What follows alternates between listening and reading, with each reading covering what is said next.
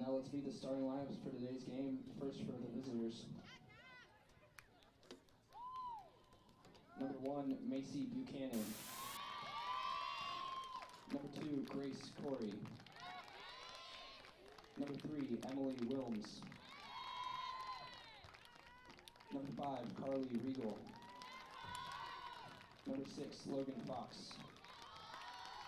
Number 11, Lexi Van Cleef. Number 12, Kate Schimmel. Number 13, Nina Dominic. Number 16, Reagan Keene. Number 18, Abby Chappell. Number 26, Lauren Newkirk. And number 99, Maggie Nance. The Cardinals are led by Rachel Griffith. She is assisted by Addie Smoot.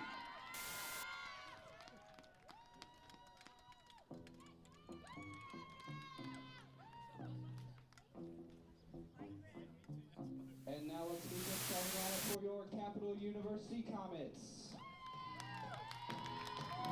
On attack, a junior from Pickerington, number 3, Dylan Smith. At midfield, a freshman from Pickerington, number 4, Grace Osborne. At defense, a senior from Pickerington, number 5, Maddie Radinoff. At midfield, a junior from Pickerington, number 6, Avery Hart. At defense, a senior from Strongsville, number 7, Molly Searles. At defense, a senior from Strongsville, number 8, Hannah Searles. At midfield, a graduate student from Bexley, number 9, Katie Page. At midfield, a graduate student from Lewis Center, number 10, Brooke Dolera. On attack, a sophomore from Gahanna, number 11, Julia Ferresi. On attack, a senior from Bexley, number 12, Lucy Kanowski. At defense, a senior from Kenton, number 14, Corey Barrett. Andrew McCage, a senior from Mason, number 17, B. Keene. The Comets are led by Stacey Florence and assisted by Kayla Smith.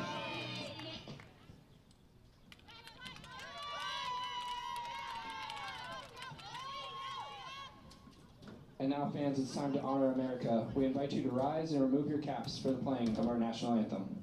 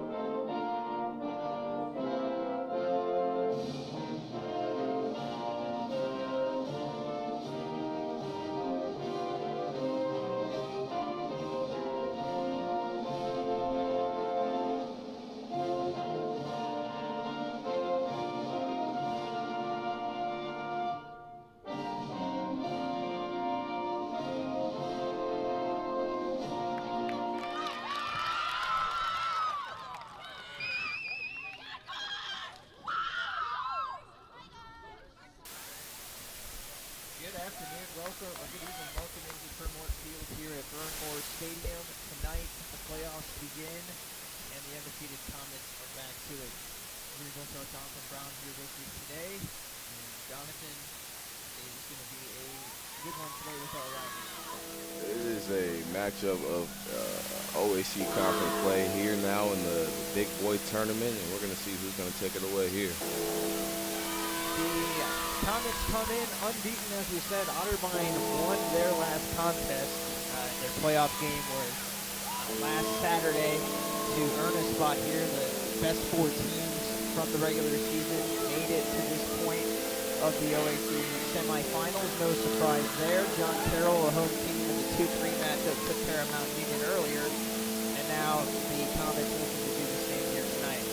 Starting lineups, it's the usual crew for the Comets: Dylan Smith, Grace Osborne, Maddie Radinoff, Avery Hart, Molly Searles, Hannah Searles, Katie Page, Brooke Delera, Julia Peresi, Lucy Kanowski, Tori Barrett, and Dee Keene in net. For Otterbein, Macy Buchanan, Grace Corey, Emily Wilms, their leading scorer. Carly Regal, Logan Fox, Lexi Van Cleef, Kate Schimmel, Nina Dominic, Reagan Keene, Abby Chappell, Lauren Newkirk, and in net is the freshman Maggie Nance. We're underway. Delera pops it right to Osborne, and the Comets are off on a quick start already.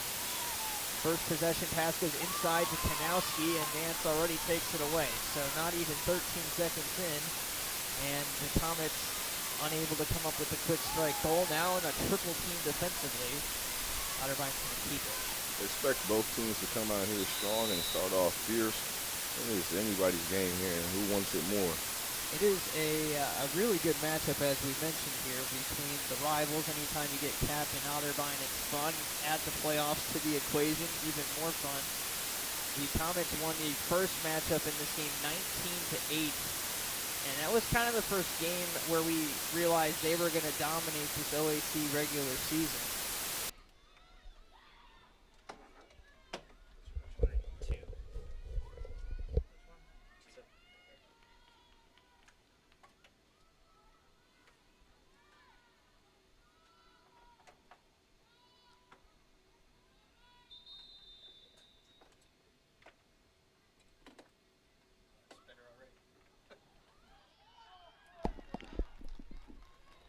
So the Comets will have to play some defense here in the early going on the free position shot. Sorry for the technical glitch there for a minute, but I think we're good now. Jonathan Brown and Jimmy Bloomfield here with you, and a free position shot for Otterbein is going to be delayed a little bit. Carly Regal. Everybody's having some kind of technical difficulties here. Shot goes to Keene. She makes the save, and off and running is Searles with it now upfield, passes it off to Osborne. We have a lot of stats to get to. We'll get to them in a minute here, and Osborne's at the top of pretty much every leaderboard. In the OAC, she had 129 points this season, which was 6 shy of the top from Brooke Delera. Cap, we talked about it early in the season. They actually did it. The top 3 point getters were all from Cap: Kanowski, Delera, and Osborne, all in the top 3 there. And even nationally, Osborne turning some heads. She is the only player in any level of NCAA to score 100 goals this season at this point. She did have some extra games to do that, so we will be, not to be technical there, but she is second leading scorer in goals per game at 6 even.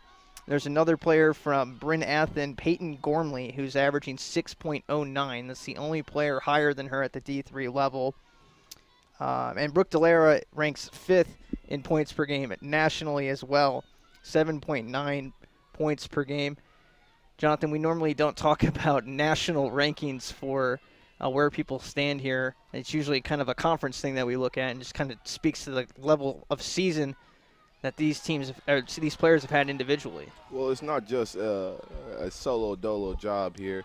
This team actually ranks first in scoring offense, leading the whole NCAA D3 division here. So seeing them not only be able to depend on just one person, there's a lot of athletes on this team who are able to facilitate and find their way to get to the goal.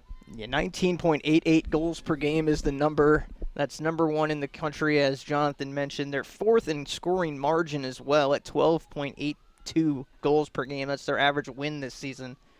And in draw controls as well, they rank 5th as a team, and that one is really a team effort. No one's kind of at the leaderboard at the way that Delera or Osborne are for goals and points. But as a team, 18.3 draw controls per game, ranks 5th in the country as well. They're smoking the OAC in all of these categories, obviously. And it's going to be an interesting debate in terms of player of the year between Delera and Osborne. Maybe you can kind of divvy it up and give Osborne the freshman of the year. That's in the bag, and then give Delera the player of the year. But maybe the voting will go different than that. I'm not sure. Well, just know that this team has this team is full of MVPs. Let's Yeah. just say that. And we've said all year, it's like they take turns at times, being able to everybody's getting their own chances to get points, and the way they're able to share it in a 60-minute game is pretty impressive. That being said, Jonathan, we're talking about all this firepower, and here we are 3.5 minutes in, and not only are we tied, but the Cardinals kind of holding their own as well. They've had a few chances themselves, and they got a nice one here. Cutting to the front of the net is Kate Schimmel. Schimmel still has it, takes the shot. Keene with another save, and Searles grabs the rebound. And Keene is number 1 in the conference in GAA this season. 4th in save percentage. She makes a nice save here, and Searles ran out of bounds on the clear. This is not the normal Cap team we're seeing here in the first few minutes. Right now, you talked about last time these two teams played each other. Capital was very dominant on the front end, starting off 9 goals within the first quarter. And right now, we're barely 5 minutes in, and it is scoreless. So right here, you're seeing a strong defensive front from both sides of this team here. I was going to say in the open, they've won all these games as Otterbein scores the first goal of the game and takes the lead. Spoke too soon. That's Lexi Van Cleef who puts it in. I was going to say, we've won all these games and are unbeaten, and none of that matters here today. If you win, you move on to the final. You lose, your season's done if you're Capital. So they still have 2 games to take care of if they want to be in the NCAA tournament. And a quick, not even a quick strike, the first strike, we should say, from Otterbein puts Cap behind by a goal. Now, this is a spot they've been down before. They have had some slow starts, especially here at home in recent memory. Going back to the non-conference season, they had a few games where they were a little slow out the gate, maybe trailed by a goal or 2 early, but they usually respond quickly. If you're Otterbein, this is where you need to just pile on as much as you can here, because this offense is not going to stay quiet for the entire game. Understanding that this team is explosive, sometimes understanding the presence of where we're at right now with this game and what it stands for, not just playing for. Understand they already won the OAC, but now you're letting the NCAA know, and hopefully they can make it all the way to the end here. But they're shaking off the jitters, and hopefully they can get in the rhythm here. It's kind of a veteran group for the Cardinals. 6 players in their lineup are either seniors or juniors. They've been here before in terms of a playoff, and they've answered the call early on. They've looked like at least a more organized team to this point. But again, it's very early in this game, and Cap is just trying to kind of feel it out right now and find the lanes. Osborne is able to get the whistle here. Now, what we're going to see here, we're going to see if Osborne is going to take a strong, dominant presence on trying to get to the goal early, or, we talked about that dual-headed snake here, or we're going to see Delera be more of that leading the path in that area. So we'll see what goes on. Kanowski pops up away from the net. We don't normally see her this far away from the cage, usually out in front of it. And another turnover here. So Capital early in this game, Jonathan, 5 turnovers. They get a takeaway here, but 5 turnovers and just 1 shot to this point. Very uncharacteristic to how this team has played all year. Like I said, just shaking off the jitters. Just understanding this game is win or go home. So shake it off. Otterbein won their game it was actually on Friday, April 29th. A 20-9 win against Baldwin Wallace as Delera weaves through and stepped into the crease as she took the shot. She was looking for the call from the ref, but no call there. 20-9, the score from the Baldwin Wallace Otterbein first round matchup. So this is a team that is a little bit more fresh in terms of they just were out there. Well, not fresh in terms of stamina. Both these teams are fine. I mean, their last game was Friday, but they don't have that rust to kick off like Capital did, having that first round bye. Sometimes that is part of it. The game speed is just not the same as practice speed, no matter really what sport you're playing there. It's a different level of intensity here. Here is the shot from Osborne, and a save is made. However, Osborne does get the call, and she'll have a chance at a free position shot here. They're going to move her all the way down to the angle, though. See if she takes this one here. I think she likes her position here, unfazed, ready to strike, poised. Newkirk to her left. She's going to beat the foot race there and goes right through the legs of Nance to tie things up. That's what I say. Great players show up during great moments, and that's how you started off getting the first goal of the game. Osborne takes it upon herself. That 103 on the year, I believe. Ridiculous. And she gets the scoring going for the Comets. Yeah, 103 for her. Kanowski 74, Brooke Delera 63 goals in the regular season. So that's amazing, knowing that you have two of the leading goal scorers in the OAC on your team here. And fourth in Delera. Yep. So 3 of the top 4. And then you count all the assists from Delera.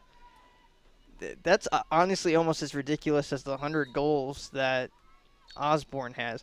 Delera has 72 assists. The next closest to her is 44.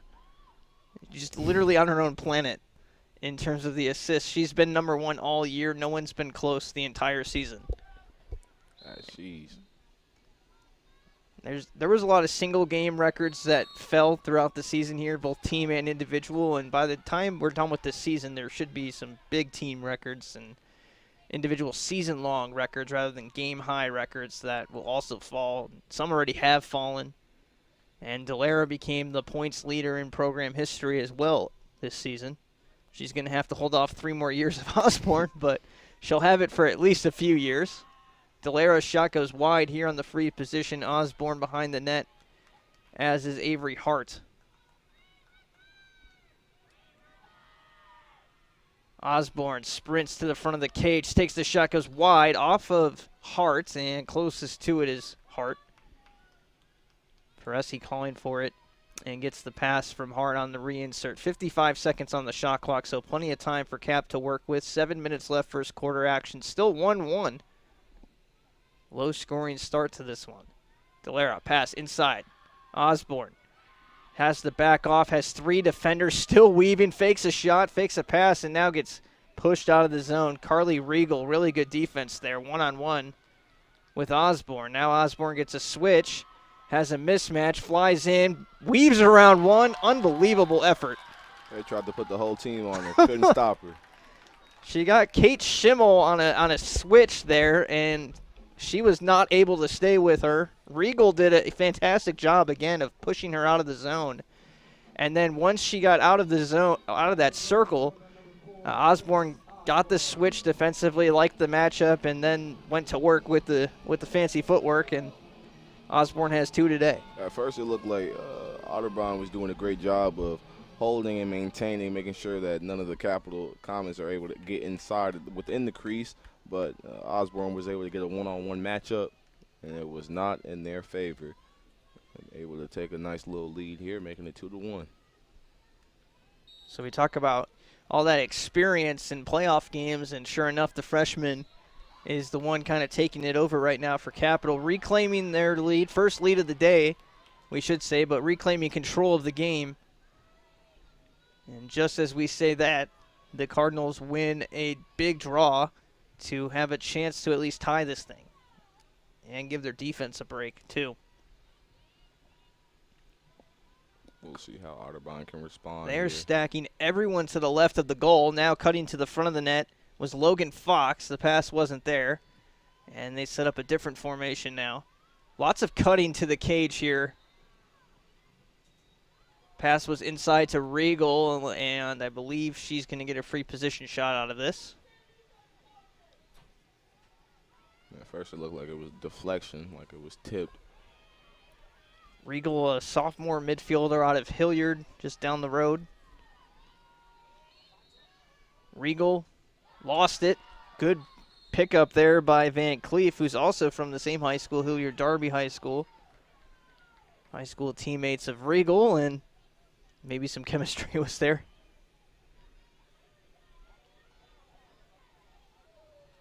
So it'll be Van Cleef to try it now. She scored the first goal. Actually, Wilms was given credit for that first goal. My mistake on that. As now a shot here from Macy Buchanan bounces over the net on the free position opportunity. Wilms, no slouch in her own right. She's had a very fine season for the Cardinals. She's their goal leading scorer with 73 goals. Yeah, I mean, in a normal year, it's excellent, but she actually has passed Kanowski in terms of total goals because of the game that she played in the tournament. So in terms of total goals on the season, she's technically number 2 now. Actually, Kanowski has 74, still one ahead of Wilms, even though she had the extra game on Friday. Cap gets the takeaway on the uncaused error here for the Cardinals. But yeah, Wilms, a 73-goal season in a normal year. You're talking about one of the better seasons in the conference, and still a very good one, but it just kind of pales in comparison to the 102, which is now 104. But Wilms will almost certainly be a first-team All-OAC player as well. Delara high step in as she makes that catch there. Phenomenal catch right there. Trying to hold her ground. Gets behind the net now with it. Kanowski's not open, but they're trying it. Now the pass goes to Smith instead. And here's Kanowski now to run it down. Good hustle from her. Osborne. You can tell Otterborn's done a good job of studying their film on stopping what happened last time. If you allow them to get off hot, it's hard to slow them down. So they've hung in there. The team stats are pretty equal, 5-4 in terms of shots. Ground ball 6-4 in favor of Otterbein. Osborne takes a shot. Nance with a big save, probably her best of the day so far. She's up to 2 now, and probably will be one of her better ones as the day progresses. Made a kick save there with her right foot. Now taken down is Lexi Van Cleef. Some of the other players for Capital, by the way, a 20-goal season for Dylan Smith as Regal scores. Carly Regal's had a nice start to her day for the Cardinals. More on that in a second. Regal with her 31st goal of the season. She is second on her team. And that just kind of brings me to my point I was making there. The Cardinals have 5 players in the 20s, so normally a 20-goal season's a pretty good year. And Dylan Smith had 21 goals this season as a junior. Feresi as a freshman, 19 goals, 14 assists. A really good year for her. Katie Page, 18 goals, 77 draw controls as well. So there's some really good kind of secondary scoring efforts behind the big 3 here for the Comets that I did want to point out today. Took a bad time to do it as Regal scored while we were doing that, but here is the aforementioned Page winning the draw control here for Cap.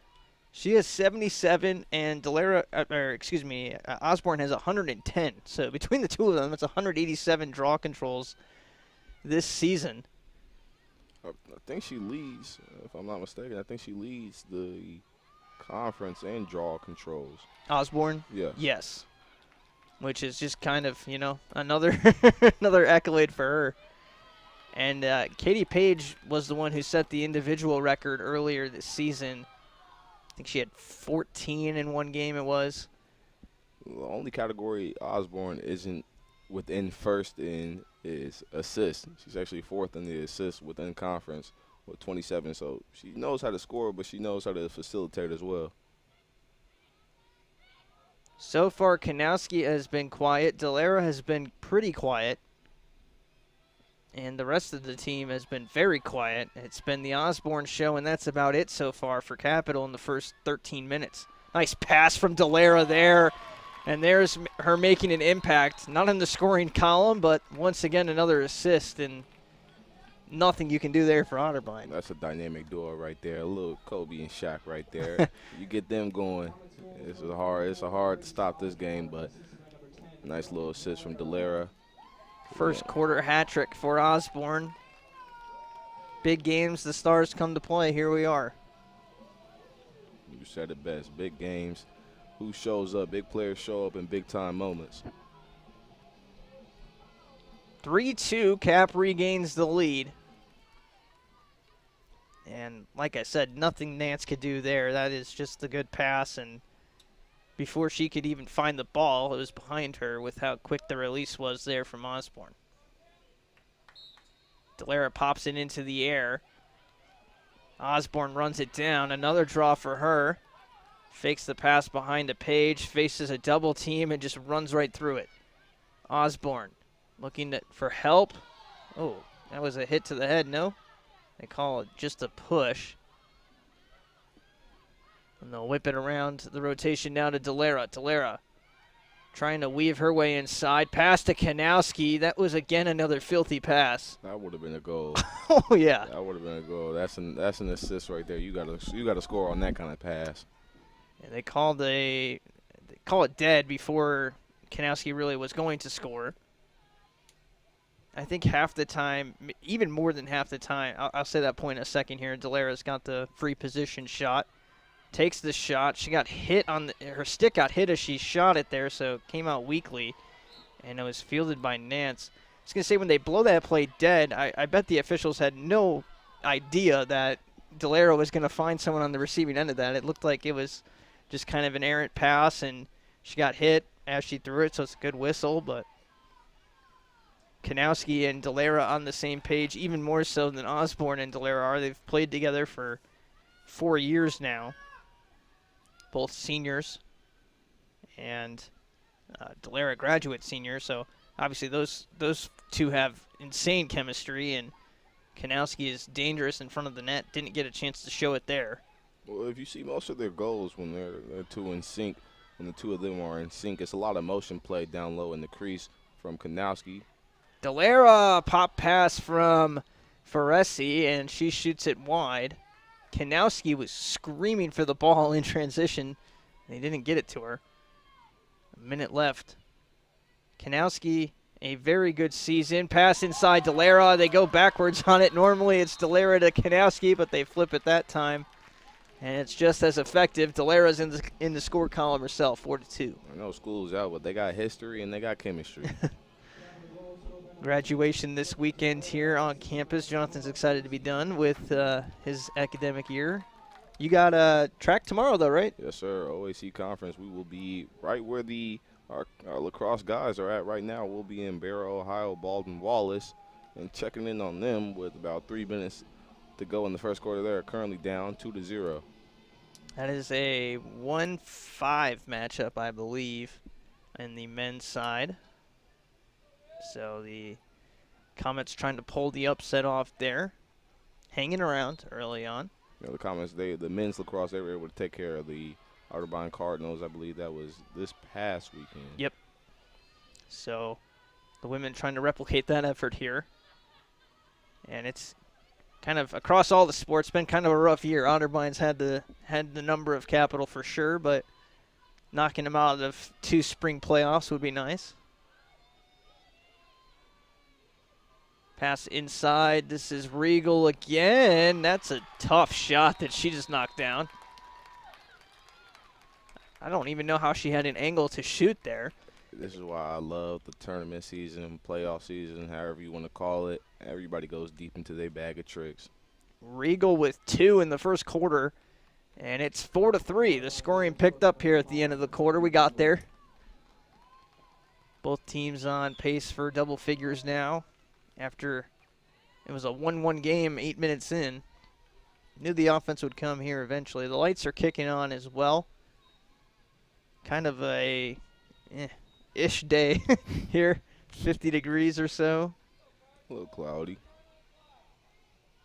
Saturday, if Capital wins due to graduation, it will be a night game here at Premier Field at Bernlohr Stadium as well. 7 o'clock start if the Comets win. If the Cardinals win, they will travel to John Carroll for the OAC title. 5 seconds left for Regal here. Pass goes behind the net. 2 on the clock. 1, and the shot is late anyway, but saved by Keene. That's going to be the end of the quarter. We've got a ball game, folks. 4-3 after 15 minutes here. And we'll see what adjustments each team's make as we switch sides. It's the OAC Tournament Semifinals. Comets up 4-3. We'll be right back.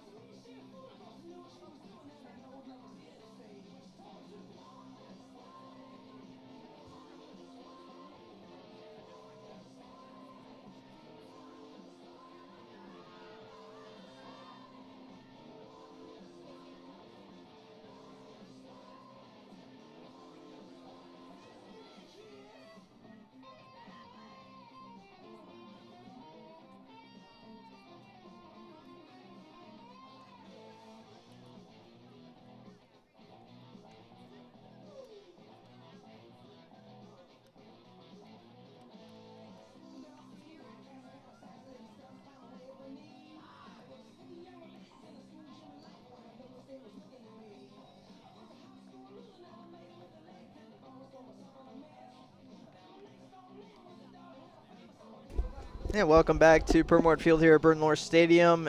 4-3 lead for the Comets.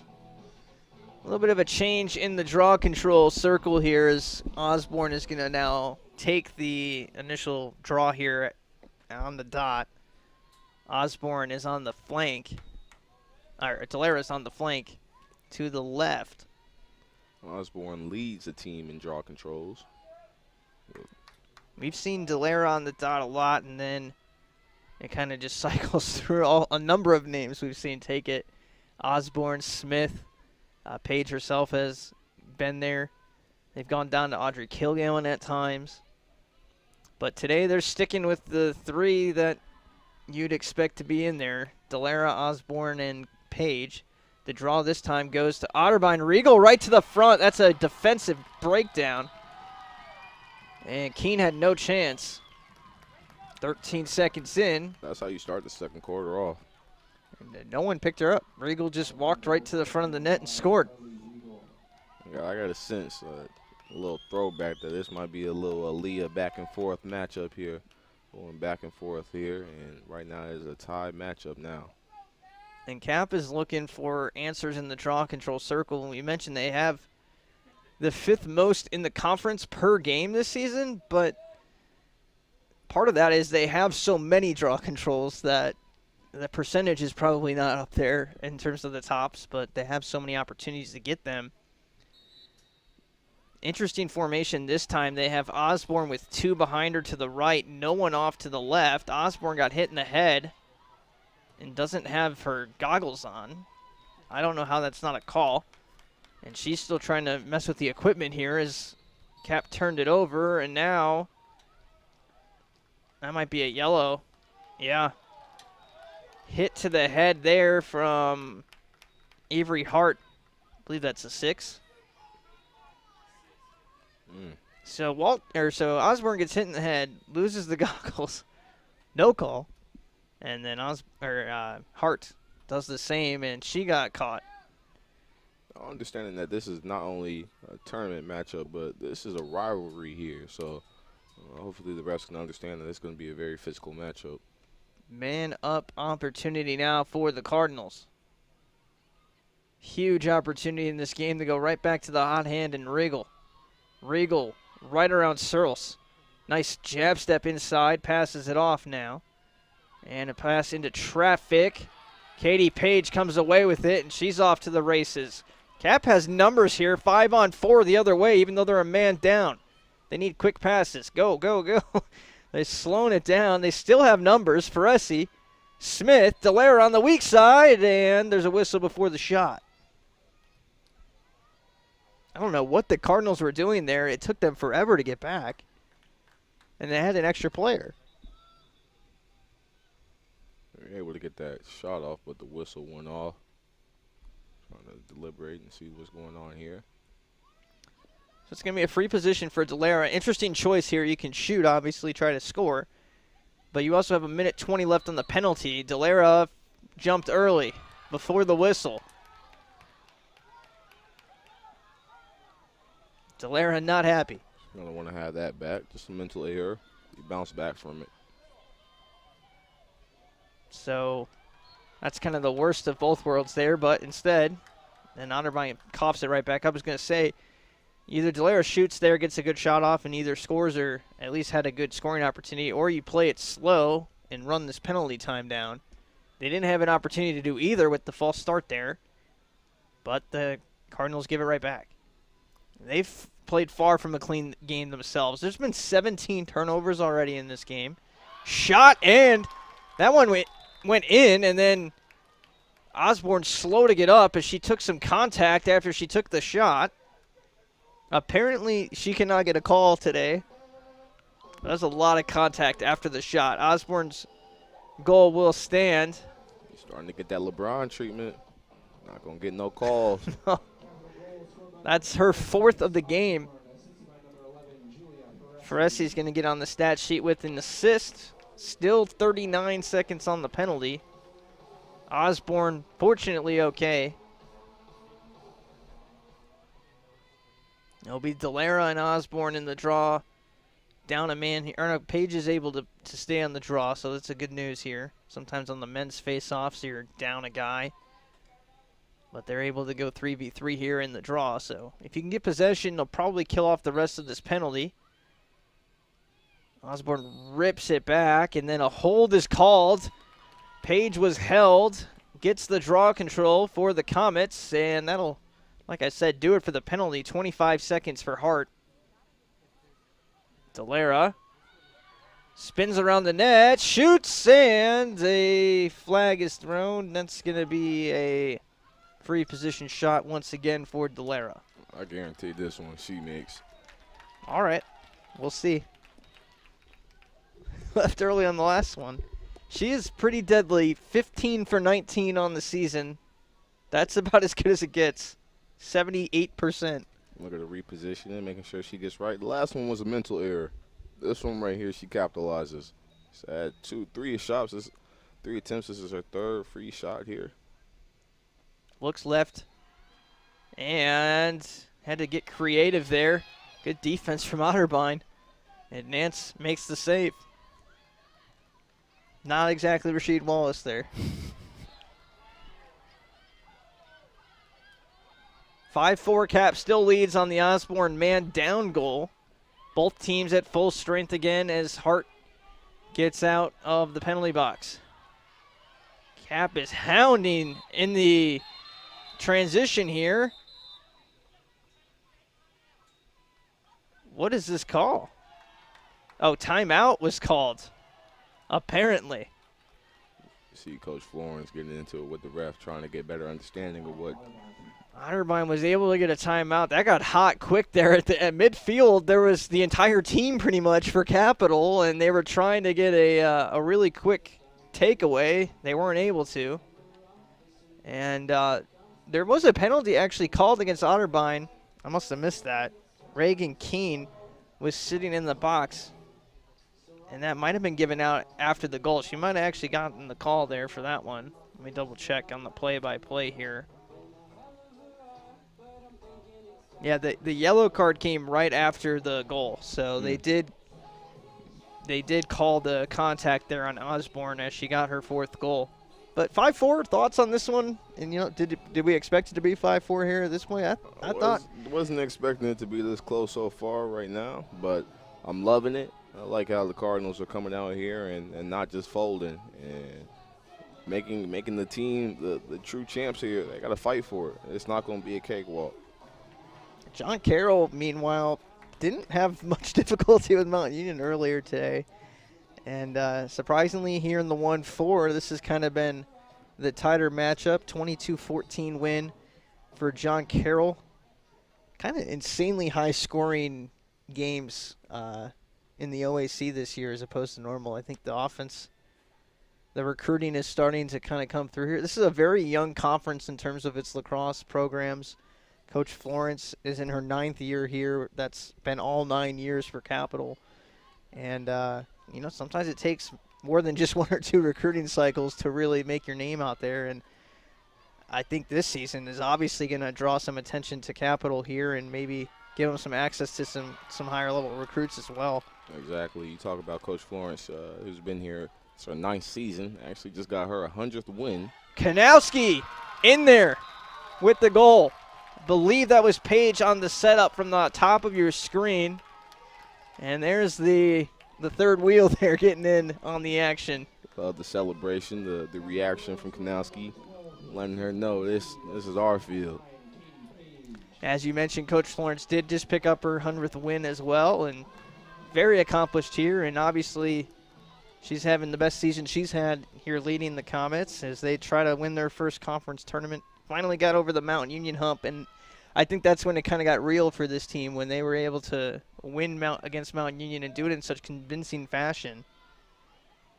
First time they had beaten them this year. That's what majority of the seniors had on their mind since losing to Mount Union, I believe, in the previous tournament 2 years ago. That's all they had on their mind was taking down the Purple Raiders. And they made them look human, and ever since then, Capital's the team to beat now, and they haven't lost this year. They haven't lost since they changed the name of the Comets. Maybe they should have done that earlier. But again, this is the best season that Coach Florence has had, and she's done a marvelous job with the team, and she's got a little bit of the old with the seniors contributing, and obviously did a great job getting Osborne here. Proving all the doubters wrong. They came into this season, they were projected to be third overall, and coming over here and being first, and not just being first, but dominating the conference. Yeah, I don't know how much other teams knew about Osborne, if they had tried to recruit her and all that, and if she was supposed to be this good. I don't think anyone obviously would have assumed she'd score 100 goals this season and all of that, but I wonder if she was kind of on the radar of some other teams, or if this is just kind of a diamond in the rough that Coach Florence went out and found. But whatever the story is there, obviously it's been a huge difference. She's the hometown hero. Yeah. Not too far away from here, from Pickerington. Pickerington is a huge kind of pipeline, if you want to call it that, for this team. They have 5 players out of Pick. Shot here from Delara. Wide again. She's a little bit in discomfort there, grabbing her back after the shot. The Searles sisters from Strongsville. You've got Hart, Radinoff, Osborne, and Dylan Smith, as well as Riley Jarvis, all from Pickerington. And obviously there's some other players from the past that have been from there. Every player on the roster from Ohio. Haven't had to go far. And a couple of transfers as well, getting Katie Page in on the transfer. She's from Bexley. So, literally her backyard. Another penalty called against Otterbein here as Emily Wilms is going to have to sit for 2 minutes now. This will be a free shot opportunity for Dylan Smith here. Out of Pick Central High School. Rips the shot, save made. Nance is having one of her better games of the year, I would say, at this point. She already has 5 saves. Some of them have been very nice. Interesting to note still, here we are 20 minutes into this one. Every goal has been scored by Osborne, Delara, or Kanowski. We'll see just how much of that kind of, like I said, that secondary group of scoring, Page, Feresi, Smith, some others kind of chipping in there. Will we see that today, or is it just going to be the big 3 that kind of take this over for Cap? And so far it's been the big 3. Good defense from Barrett. And Otterbein has to slow it down. Regal, again, they're playing a man down right now, so Cap can do some double teams, and they do. Searles and Delara caused the bad pass. Page, make that. Radinoff had it, lost it, gets it back, and gets the whistle. Now Radinoff passes off to Page. Still got 54 seconds on the penalty here, and a 6-4 lead, largest they've had of the day. And as time goes on, it seems like Capital's starting to gain more and more control here, more and more momentum.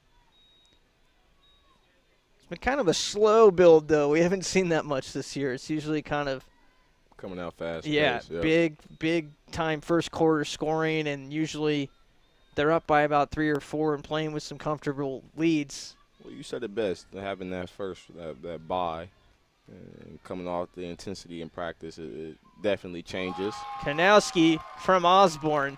But it looks like it's not affecting them now as No. they're starting to find their rhythm and their groove.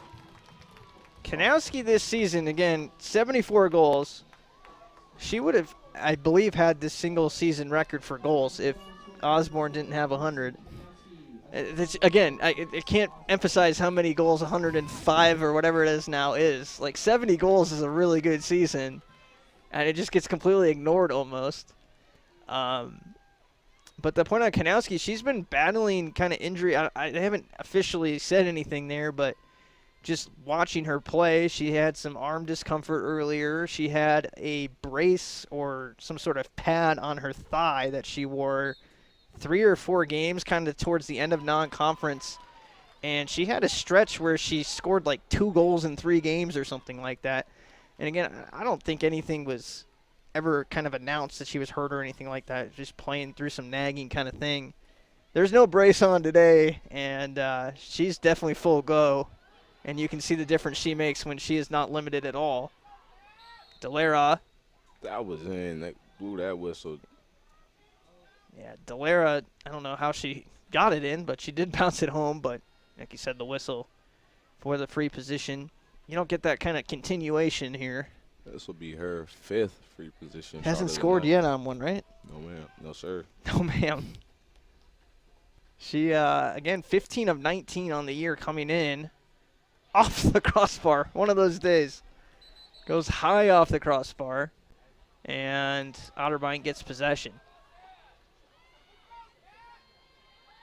Sometimes not saying it's not her night, there's plenty of time left to go in this game here, but knowing that she can rely on Osborne and Kanowski and Page, there's a lot of other players you can count on. So although she's not hitting right now, she's able to facilitate and find other teammates out there who are able to get to the goal. She has 8 shots and 4 on goal, but just 1 goal to show for it.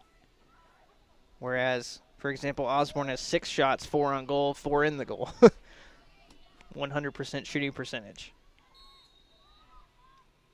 And speaking of big-time shots, there's Wilms, who is frustrated and took it out on the stick there. Normally kind of drop that onto the field and don't RKO it down on the ground, but she just whipped that thing into the turf because she had just picked up the penalty, which allowed Cap to get an extra goal in there from Kanowski.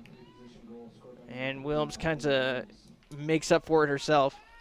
Well, Wilms and Regal seem like they're the 2 helms that are holding or leading the way for the Cardinals right now. They're only 2 scorers so far. So there's a lot of frustration trying to get the rest of your teammates involved in this game. Yeah, it's interesting that we are 12 goals in. Capital's big 3 is all their goals, and Otterbein's 2 leading goal scorers this season have all their goals. So who's going to have the group that kind of helps? And fortunately for Cap, they've got 3 kind of big-time scorers, and one of them's been pretty quiet in terms of having some bad luck so far with 8 shots and 1 goal. But Otterbein doesn't have that third kind of big-time threat that Otterbein normally, they don't have the firepower that Capital has. So far, it's been interesting. It's a 2-goal game. If you think about it, if you have that third scorer there that can kind of contribute there, maybe toss into themselves, we have a tie game. Right now, that extra big-time goal scorer is the difference for Capital. I know you've heard of the Splash Brothers, but we got the Slash Sisters. Yeah, all 3 of them they've all shown up already here, and there's been some games where they don't show up till the 3rd or 4th quarters, one of the 3, and it's just kind of, we haven't even said Osborne's name all that much here in the 2nd quarter, as it's been the Kanowski show, and it's like they almost take turns. And part of me wonders if they planned that. I think it's kind of just finding out during practice you see which player gets in the rhythm first, and you kind of just want to continue to feed them when they find their niche and their groove. You just got to continue to feed them. Regal, speaking of a player in her groove, facing a double team, gets the pass off to Wilms and loses it now. Down on the turf, Radanoff has it. Radanoff right into Regal. That's some big-time contact. And Cap will get possession for that, and a yellow card against Regal. Losing their leading scorer. Cross-check. Yeah, 3-goal scorer Regal today.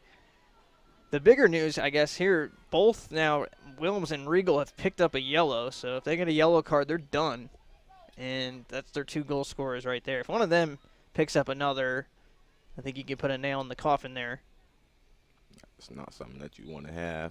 And the other thing that's interesting, we talked about this the last time the Cardinals played here, and it's the same situation today. They have 3 players on the roster out. They have 1 bench player, and it's senior Isabella Miller. And this team was so hurting for, you can see one of the Otterbein players is in crutches on the sideline, and another one in street clothes kind of walking up with the coaches. And they've kind of just had the injury bug. They don't have a lot of bench players. As a result, they have 1, and Reagan Keene, who picked up a penalty earlier, she's one of pass intercepted. she's a player that was on the team and then left the team, and then they had to go find her somewhere on campus and chase her back down into the team and say, hey, we need some bodies. So Keene didn't play last year during the COVID season and wasn't on the team at the start of the season this year. But spots opened up again, and they were able to convince her to come back, and she's been a big part of this team in the last few weeks here because, again, they just don't have any depth at all. Yeah, she leads the conference in goals against average, only allowing about 7 goals scored on her. So that just shows you her tenacity on defense and a key part of having her. Emily Wilms leading the attack now. 32 seconds left in the penalty still here. Regal is itching to come back into this game. There's 36 seconds on the shot clock, 24 on the penalty, so they'll have about 10 seconds at full strength. And this possession might be more about just getting back to full strength than actually doing something with it. Wilms is trying to do it all on her own, but is just facing a double team.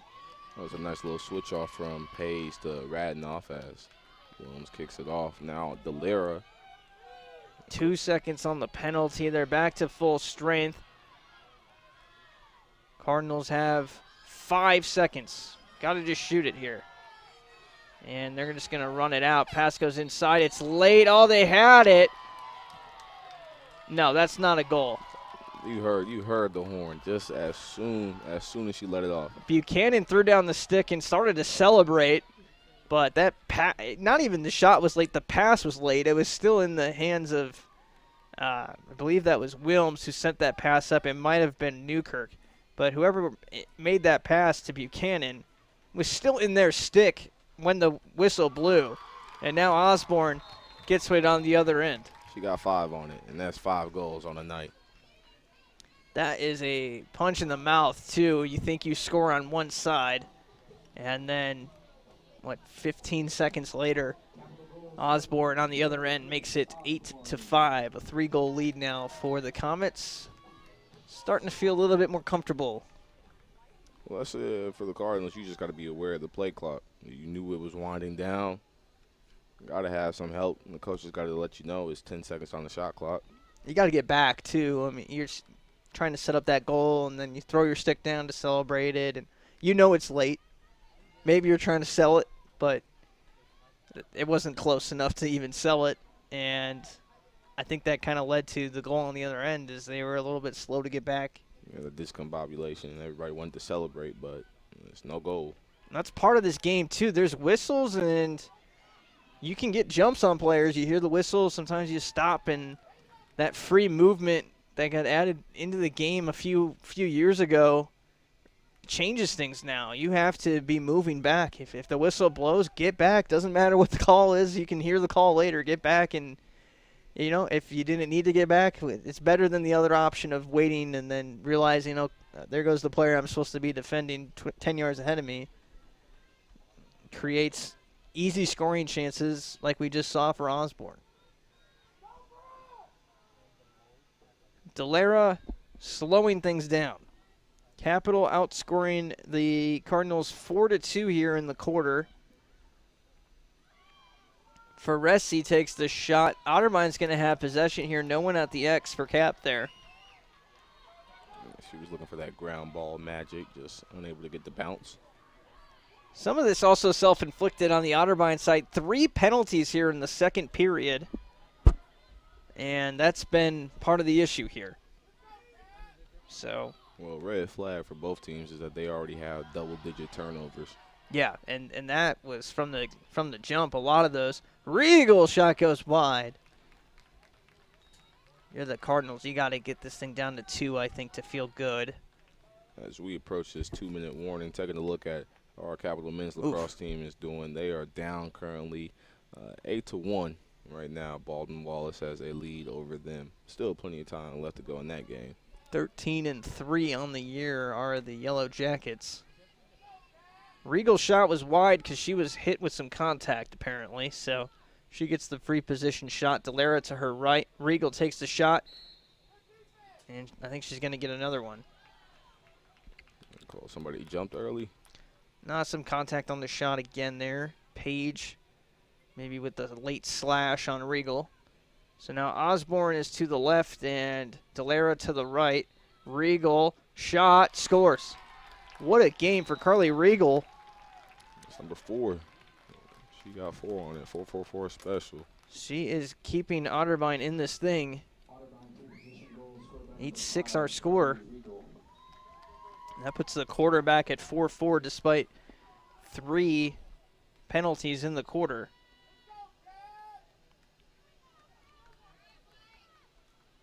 Cap just in control, but still can't kind of put them away here. Well, the Cardinals aren't going to back away, but you got to pluck the bind.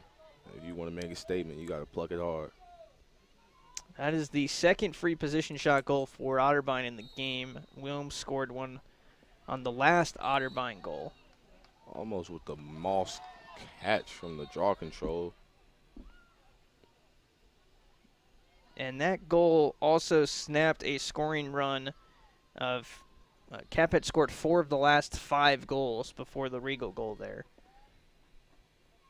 2 of those goals were man up, both scored by Kanowski. After the draw control, the Cardinals get possession again. Look at all of the traffic in front of the net. No one is outside the 20. Now they start to fan out. We've seen that a few times. They kind of stack the weak side up, and you don't know which of those 6 or 7 players is going to cut. Trying to create a matchup in a lane to the net. Pass is errant here, and too much contact. Oh, no, actually, Barrett's okay there. Barrett's going to get possession for Capital. Pass was intended for Abby Chappell. Abby Chappell, man, struggling. It's Schimmel that got me there. Kate Schimmel and Abby Chappell. Feresi has possession now for Capital. Under a minute to play, and they'll probably run this down another 15 seconds or so. Get under 30 seconds. I think you can take your chance there. Get the last shot opportunity, but or turn it over instead. Regal, I believe, has it. Yeah, it's Regal again. She's about to run out of bounds, and she either threw it out or I think she got a hit from behind there by Feresi. It dribbled out of bounds. 20 seconds now. Dylan Smith plays it back. Here's Osborne. Plenty of time. 15 seconds. So you want the ball in the hands of the young prodigy right now. Huge momentum here on either side with 10 seconds left, 5 seconds left. Osborne looking for help. There isn't any. She's going to have to just take a shot. She won't. So the Cardinals get a big hold. They get the free position shot from Regal to get it back down to 2. 8-6. If you told the Cardinals they'd be down 2 at half, I think they'd take that. Yeah, that's a good defensive presence here for both sides here. The Comets able to get a little bit more on the edge, find their way to the goal. Over with 19 shots compared to Otterbein's 11. However, we'll see who will want to come out this half with more energy. 14 goals scored by 5 players total. It's been the top 3 scorers for Cap. It's been the top 2 scorers for Otterbein. And I think we'll see more of the same here in half number 2. 9:30 to play, or until we come back from halftime here. And we've got 2 periods left to decide this one. The Cardinals trail the Comets 8-6. We'll be right back.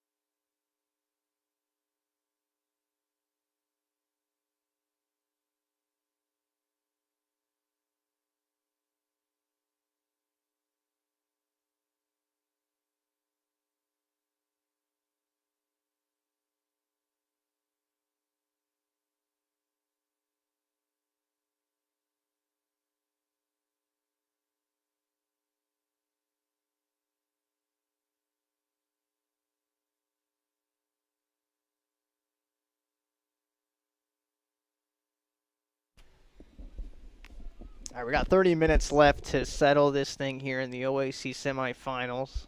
8-6 lead for the Comets. The Stars are out. 5 goals for Osborne, 2 for Kanowski, 1 for Delera. All 3 have multiple points in this game. 6 points in the first half for Osborne. On the other side, 4 goals for Regal and 2 for Wilms. Here he goes, ready to start off this second half. Who's going to bring out some more energy? There's something going on the sideline here. The 2 coaches are talking to each other. There's an official without a hat on, which means fumble in the NFL, but I don't know what it means in lacrosse.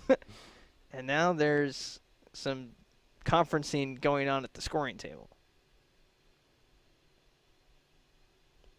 And I think they're trying to clarify the cards, potentially, because they're writing on something, which would be the cards that they have issued.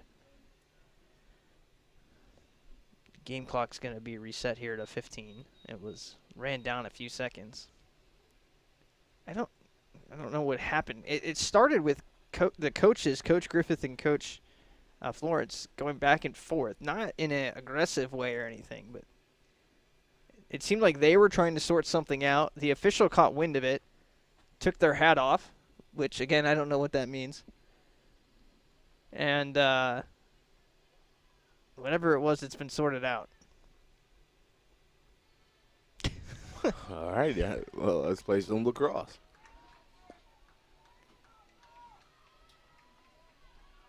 The cards of note, Wilms and Regal have each picked up 1. So those are kind of the big 2 to keep an eye on for Otterbein. With the second card, you get ejected from the game. We've seen it a few times this year. Kanowski was ejected from a game, and Osborne was ejected from the John Carroll game of all games. And that's something I haven't seen in 9 years doing this. Saw it twice in 2 weeks. How about this again? Another quick goal from Otterbein to start the quarter. I believe that's Wilms again.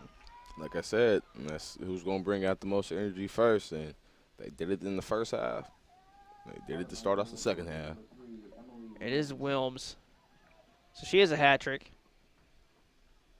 Like you said, it's the battle of their 2 leading scorers. Yeah, it really is. And their 3rd leading scorer is Macy Buchanan. She has 28, which is only 2 less than Regal had coming in.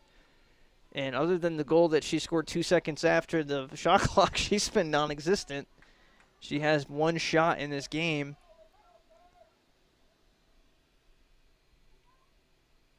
And that's kind of the key here for Otterbein. You need a 3rd scorer. Someone's going to have to step up. It can't be a 2-man show. They've gotten this far with 2. And now you've got to get to a point where you need that whole team effort. And that's the same kind of story for Capital. They've gotten this far with as a unit 2.5 or 3 with Kanowski and Osborne today. And then Delera's been good. She's just been unlucky. And where's everyone else been? It's the same kind of story for the Comets. In fact, players not named Osborne, Kanowski, and Delera have 2 total shots today. Dylan Smith on a free position and Julia Ferresi, who had a kind of weird bounce shot.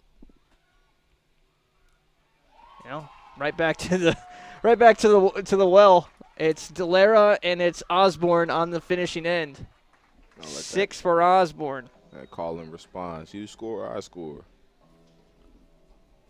9-7. And it's kind of weird. You have, 22 players on the field, and it's coming down to a matchup between 4 or 5. And that's kind of been the story of this one. 9-7, 2-goal lead for Cap. Want to keep that 2-goal cushion. Give yourself that little extra insurance. Well, ever since they've gotten that lead in the second half, or in the beginning of the late of the first quarter, they haven't let up. Whether it's 2 or 1, they're still going to maintain the lead here. Osborne gets the draw. We haven't seen too many adjustments in that circle. They've been switching who's on the top, but other than that, it's been Paige, Delera, and Osborne the whole way. We've seen Avery Hart involved on draws earlier this year. Yet to see that today. Delera takes it behind the net, throws the brakes on, and now goes into a triple team. Kanowski pops back out for her behind the net, the X. Kanowski saunters her way towards the front of the cage and then passes it back now to Delera. Delera, high pass, Kanowski slams it home.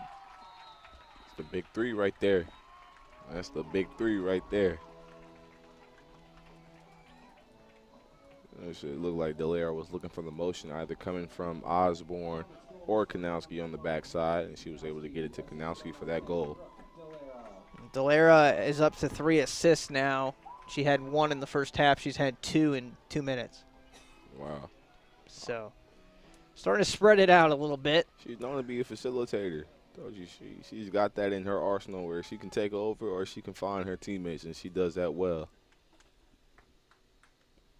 The OAC first teamer and probably player of the year between her and Osborne. One of them will get it. Ball start on the draw against Osborne, so Otterbein gets it, and they're going to make Regal pull it back here. Thought they could just take off with the head. They tried, and like we were talking about, Capital got back, and then the ball came back out. So, I mean, you're not going to hurt yourself getting back. The ball goes right back to Capital. Costly turnover right there by the Cardinals. That makes turnover number 18. Man, that is a lot. Now -6 in the turnover battle. That is not how you work yourself back into a game. Still very much in it at 10-7. But you have a feeling this Capital offense is starting to get going here. Delera, if that pass went through, would have lost my mind. That should have been a turnover. The fact that Capital even got possession out of it. Let alone Kanowski almost caught that on the weak post. She got bounced. She got bunnies.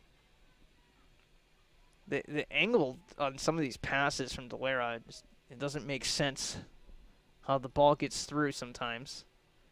Feresi passes to Osborne. Kanowski to the X. Just shows you the skill here, just being able to cradle that small ball and the precision of the passes and the shots that these women out here take. It's just amazing to watch. There is a illegal screen, I believe, called against Page there. Kanowski was wide open, and probably because of the illegal screen. 13 turnovers for Cap. Not great, but they've slowed that pace down. They had 4 in the first 2 minutes, and since then only 9. The Cardinals have been sloppy, to say the least. 10-7, though. They only trail by 2, and the pass to Buchanan just ran over Searles on the way to the net and gets the whistle. Comes Page pushing P, using that acceleration. Trying to get up the sideline. She will. Pass to Dylan Smith. Kanowski tells her to slow it down. Now the pass goes to Kanowski. Would have been a tough pass, and veteran move there by Kanowski to say, you know, let's not force it here. Let's keep this possession. Delera is going to get another free position shot. Yeah, you're right. Or not, actually. Sorry. They're going to say it's a clean save. Not sure what the whistle was for. So Otterbein will get possession. They've stopped Cap twice in a row now, and they cough it up once again. Down on the turf, they are able to regain possession for a few seconds before a whistle keeps it with them. We'll have a timeout here. Yeah, look, again, sloppy as they've been trying to keep possession here. So with 10:21 to play in the third quarter, it's still 10-7. Otterbein with an early goal in the quarter. Caps answer with 2 of their own, and they lead by 3. We'll be right back.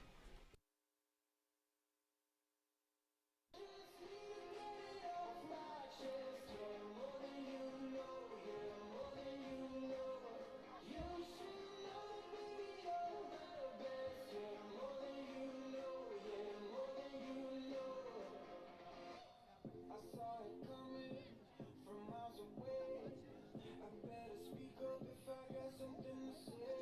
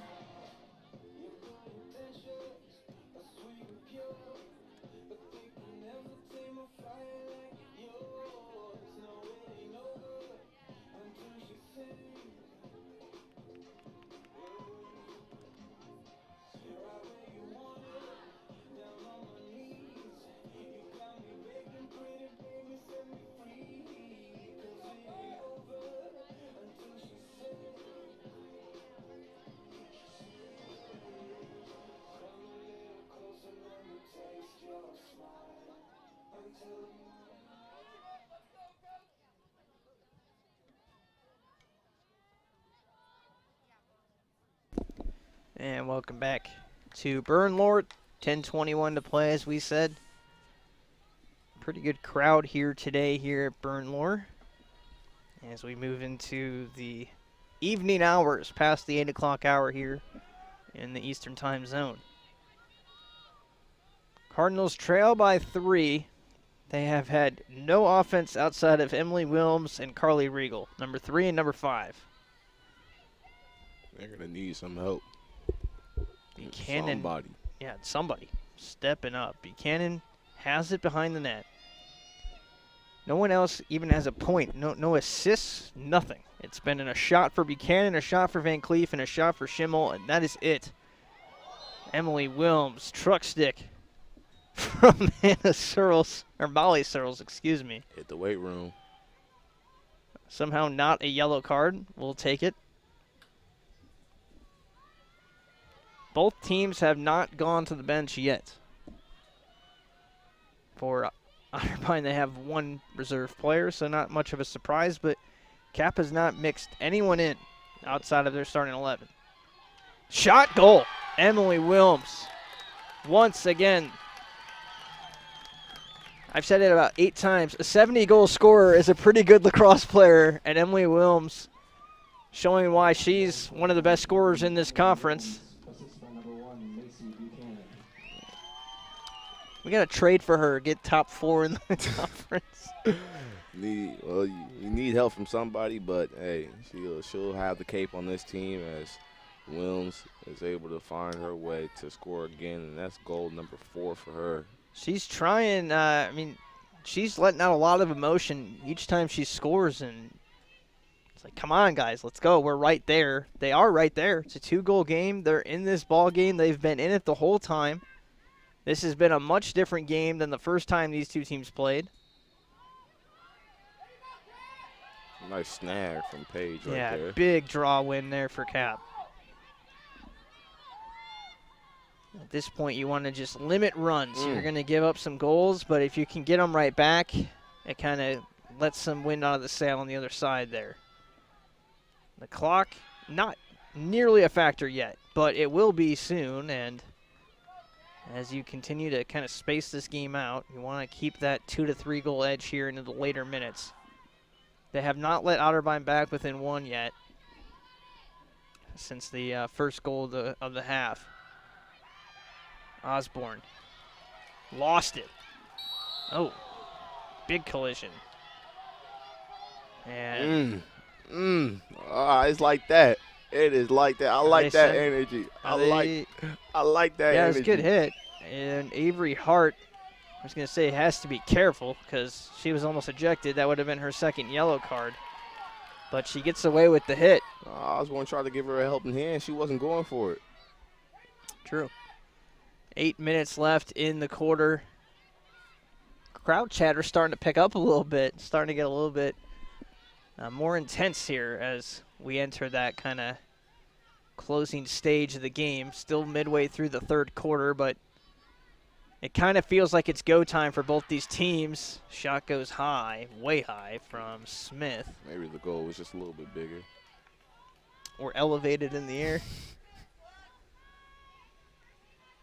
At the X was Kanowski. She keeps it for Cap. She has it 1-on-1, 2-on-1. Works through both of them. Passes it off to Delera. Osborne comes around to screen. Oh, she had a look. And I think they're going to call a hold or something there. Yeah, Osborne's going to have a free position 1-on-1 here right from the top. Good luck.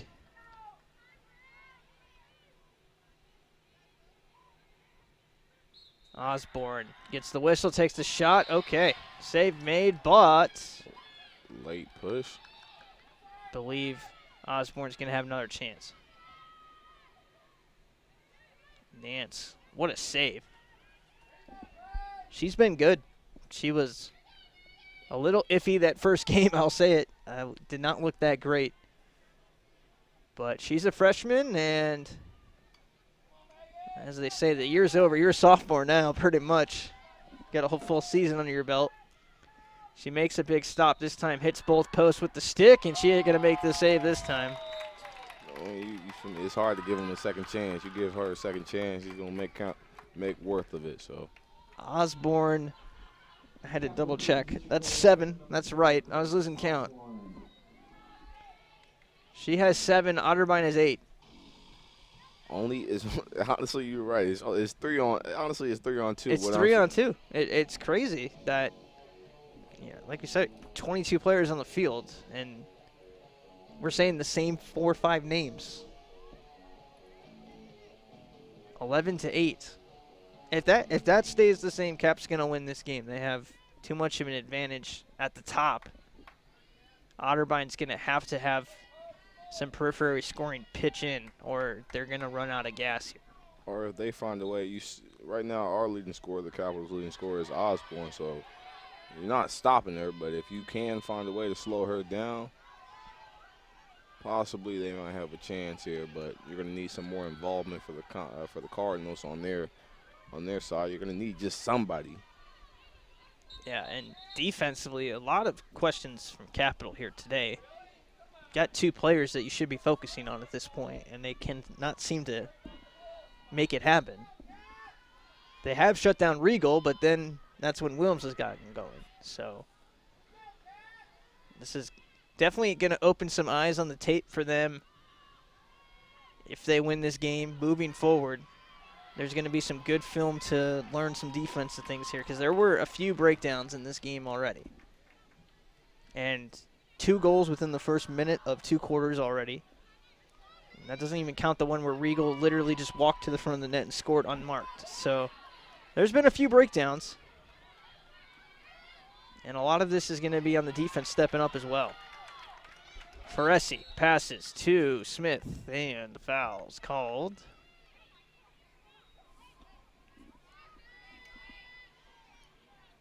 Again, there's not really any of that continuation or delayed calls. Sometimes you see in soccer they'll play the advantage on, they call it. You don't see that here. If there's a foul, play's dead. So you can almost use that to your advantage as a defender. Give and go. Smith from Delera. There's some periphery scoring. You ask for somebody else to get involved. There it is. That's how you do it. Nice facilitating skills right there by Delera, finding Smith coming across down. Otterbein was not ready for that. Did not expect the pass to come right back to Smith. And a good aggressive cut from Dillon to the front of the cage there. Delera knows what to do with it. So she finds the open man, and that's a 4-goal lead now. It feels really good here tonight. Yeah, you trust in your veteran players. With only 1 goal from her, but 5 assists. And 4 in the second half. So obviously something was that's the adjustment they made. We've got to get the ball in Delera's hands, and Delera's had 9 shots in this game. She actually has the second most now. Osborne's passed her. She had 8 shots and 1 goal, and again, it wasn't like she was taking bad shots or anything, just a lot of bad luck. Hit the crossbar as well. And now, after she's established that she'll go to the net if you give it to her, maybe getting a little bit more of a defensive look in front of her, she's able to set up other players. Nice give and go right there from the Cardinals. Buchanan shot save made by B. Keene. Osborne again shaken up. But they're taking a beating. Yeah. Well, I feel like if there's a player you want angry on the other team, it's probably not number 4. Already with 7. You heard the saying, don't poke the bear. Buchanan is given the penalty here, so now that's the 3rd leading scorer, who again, she has not been a part of this game. Buchanan does have 3 ground balls and 2 shots. She actually does have an assist on the last goal from Wilms. A costly turnover right Yeah, there. this is a big one, and it leads to an off-man opportunity, but Searles is called for the foul. But nonetheless, a big turnover as Van Cleef is able to get possession for Otterbein and try to kill this clock down a little bit. Wilms counting, making sure she can enter, and she does. Regal moving to her left. Buchanan, as I was saying, picked up the assist on the last goal from Wilms. That's her first point. She's the third leading point scorer on this Cardinals team. She's in the box right now. Wilms is held as she shoots. And she'll get a free position shot attempt here now. She scored on one earlier today. This season, Emily Wilms is 19 for 25 on these, so that's pretty good too. Wilms, nice move. Like I said, there's only been 2 players on the Cardinals who's been scoring, and that's Wilms and Regal. And it's been all Wilms lately for the Cardinals. That's a shorty for Otterbein. And that is 4 in a row for Emily Wilms. 3 in a row. 4 of the last 5 Otterbein goals have been scored by Emily Wilms. Still a 3-goal game, still in control here. Still a man up for another minute 10. But, boy, that feels like a big goal there for Otterbein. Much needed to keep it in within grasp. They are still looking at a tall hill to climb with a Comets team that has not lost this season. But their average scoring margin this season, which is top 5 in the NCAA, by the way, of 12.8 goals per game. Used to a more comfortable lead at this stage of the game, especially in conference. Their numbers have only gotten better in conference. The non-conference part is supposed to be kind of that easier part of your schedule sometimes. Nice steal right there by Regal. Well, you know it's hard to beat a team twice. That's what they say. I don't know how much I buy that, but that's what they say. Otterbein clearly got some good tape from that game. And the Cardinals are fighting insanely hard in this game. Delara with a steal. Delara slows it down. Get organized here. 15 seconds on the penalty.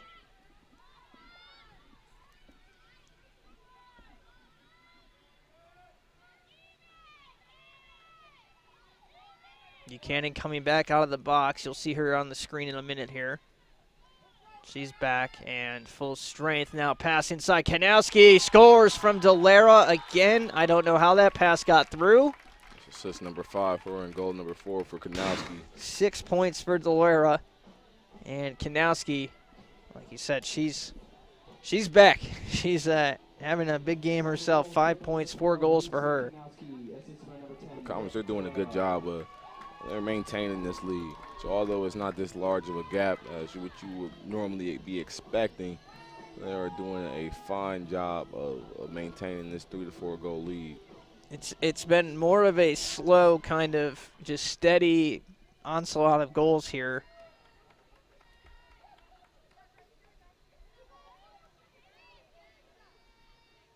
That's 3 straight 5-point games and 5 of the last 6 with 5 points now for Lucy Kanowski. And she's scored 4 goals now in 3 straight games as well. So it's a good time for her to start getting back into the groove of scoring here. Delara tries to draw the charge. Ran over. Does not get the call. Wilms just willing her team to another foul. Searles called for the foul. 13-9. 2.5 minutes in the quarter.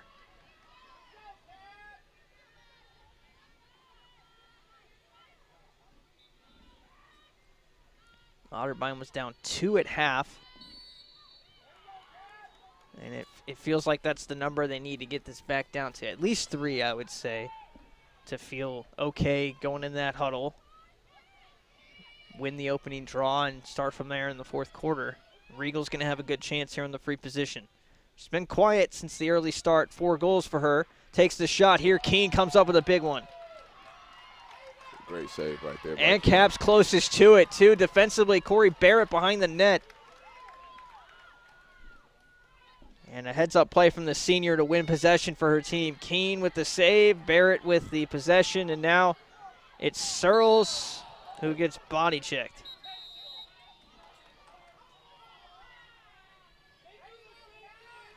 Are they going to give her a card? No. Searles knocks the dust off and gets up, putting the headband back on. Got to put the goggles on. She'll be right back at it. Getting some help from her sister there. They will be missed. The seniors out of Strongsville, Ohio, have been anchors for this defense for pretty much since they've been here. And losing another senior defender, Maddie Radenoff, as well. Nice little spin move right there.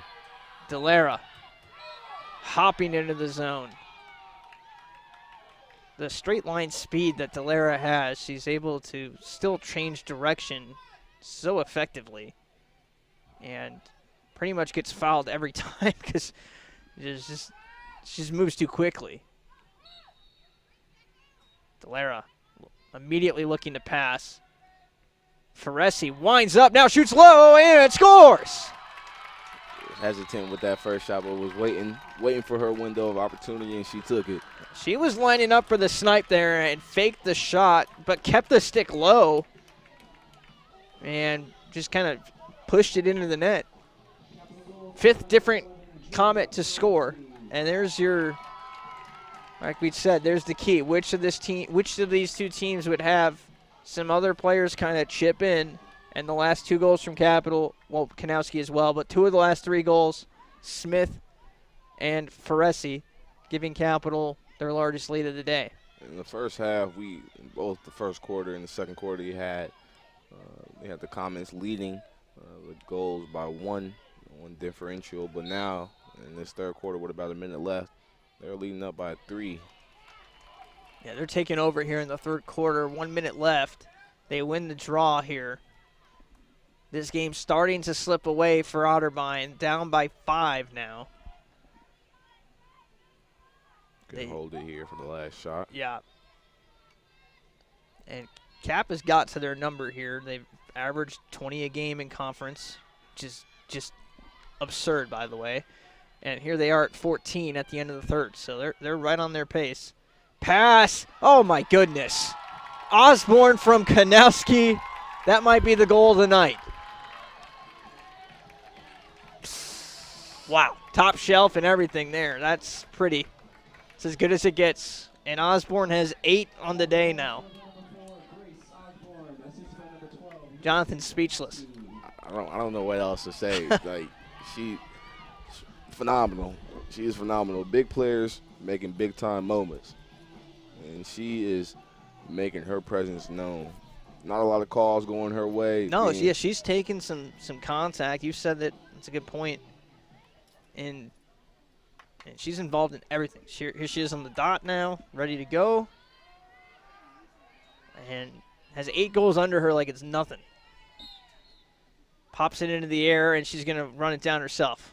Osborne, unbelievable. Still with 30 seconds left. Right here. This will be the icing on the cake right now. Osborne looks like everyone else is in slow motion around her right now. Being double teamed. Passes off to the open man, Page. Cuts to the net. She has a good shot. Takes it wide.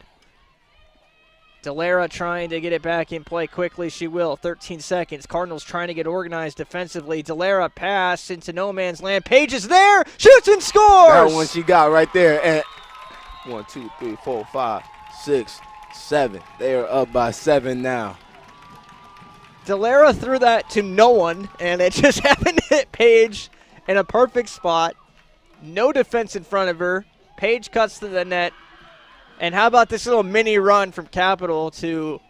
That's how you close out. Yeah, pretty much put this thing in a pretty good spot. There's still a full quarter to play, so don't want to get ahead of ourselves, but everyone is contributing now. That's 6 different players that have scored for the Comets. 6 assists for Brooke Delara, by the way. We've been speaking it here this whole entire game. You need some more involvement from other players around. And the Comets are coming here, just letting you know it's not just the big 3.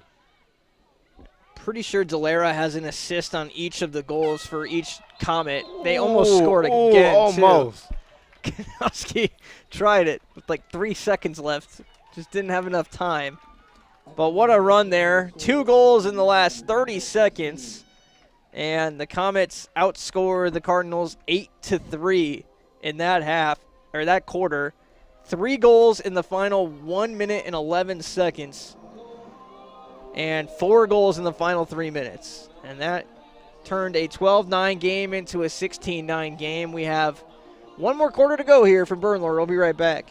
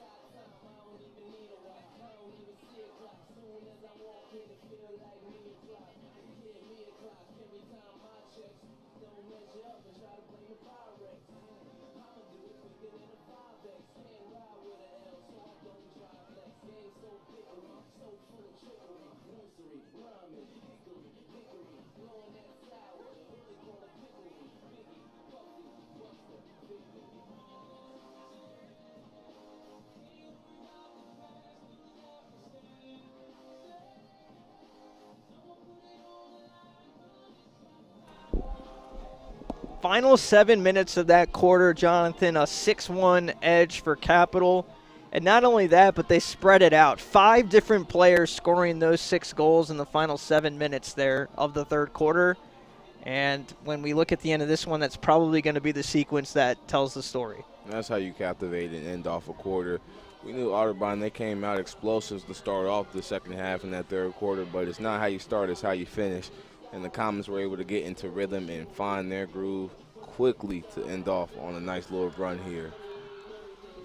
The Comets are 17-0 and 15 minutes away from 18-0. And we mentioned the 17 wins, they don't really matter tonight. It's about who wins this game here. The only thing that they matter for was they got them home field. And same story. If they win this game, going to have to flip the script immediately Saturday night. Some of these players will be graduating in the afternoon and then playing in their last home game here at Bernlohr. Competing for a chance to get that ticket. Potentially getting a championship attempt at the NCAA tournament. And that's the interesting thing here too, Jonathan.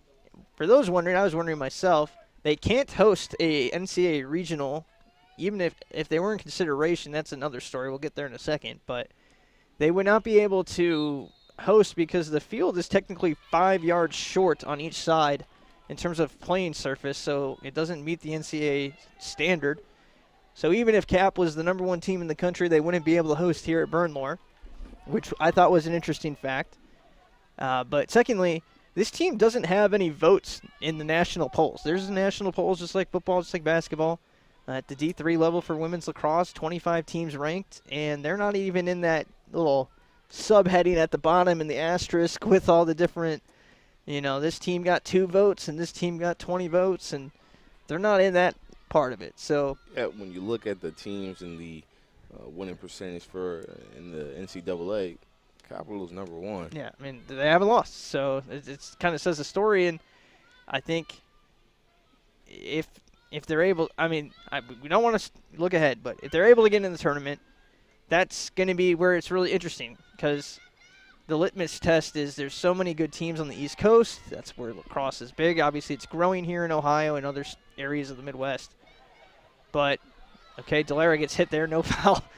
But how does this team stack up against the best teams? And would a 19-0 Capital team have a decent shot to make a deep run? You would think, yes, they've won 19 games and haven't lost.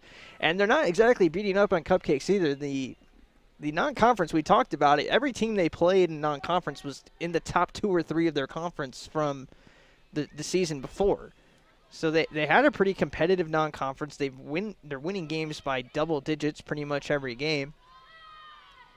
And the question becomes, how do they stack up against these teams that are nationally ranked? And how deep can this team go with a 19-0 record entering NCAA tournament? It's a question that no one really knows the answer to. And I think they know the answer. We all want to see it. They know the answer. And that's the crazy part, too. Regal, I'll finish that point in a second. Regal has a free position shot. It got knocked down on the way there, but I think that's going to be a foul against Cap anyway. So Regal will try again.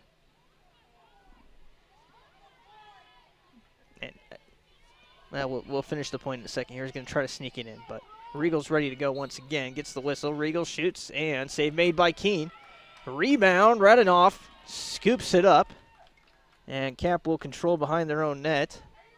Plenty of time. Settle it down. Radanoff running into a lot of red. Nice fake to get back this way. I just seen somebody lose their ankles. Yeah, a little bit. Point is making, though, so 19-0 Capital team not hosting a regional. They would be kind of still with a chip on their shoulder, which is kind of crazy. You would think the 19-0 team is the team that they're gunning for. You know, that's the team they haven't lost this season. Let's go and get them. That's a goal by Delera right Delera getting in on the action. That's goal number 2 for her. She's kind of hunched over after the goal. I think she's just gassed. She just ran about 50 yards there. And Cap well in control now, with Delera scoring an 8-goal edge. 17-9 is now the score.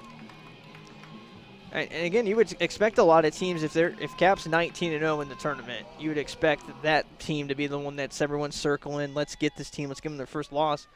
Capital might enter kind of under the radar as that team with the chip on their shoulder still being overlooked to some teams that have a couple of losses this season to, albeit probably quality opponents and all of that. Not even getting a vote in the top 25 poll when you go 17-0. It's a little weird to me. It's all right. They've been focused all season, locked in, and they're not going to listen to any more of the polls. Absolutely not. And they listened to the first poll. It had them third in the conference, so obviously they don't care much about what they have to say there. 17-9. Delera scoring the last goal for Capital. She has now 8 points in the game, 2 goals, 6 assists. She's assisted 4 of the other 5 Comets that have scored in this game, so it's not even like she's just feeding Osborne. She is spreading it out. And I think that's part of what gets lost, too, in the numbers. It's easy to look at the points leader, see Delera with 100, or see Osborne with 100 goals, and just assume Delera's feeding Osborne. That's not what's happening. Delera is setting up everyone on this team. Like I said, she's a known facilitator before she can score, but she has the ability to go ahead and score whenever she chooses and pleases. A couple of players were down there away from the play. I believe that was Newhart and Ferresi. Both are okay. Newkirk, excuse me, number 26. 17-9, still our score. 11:20 to play. This is a situation Cap is plenty comfortable with. Up 8 in the late stages. Avery Hart passing off. Smith behind the net.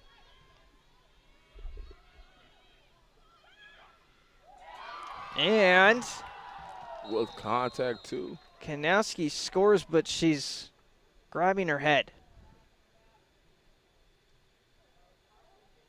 Goal's going to be good. Kanowski's back on her feet.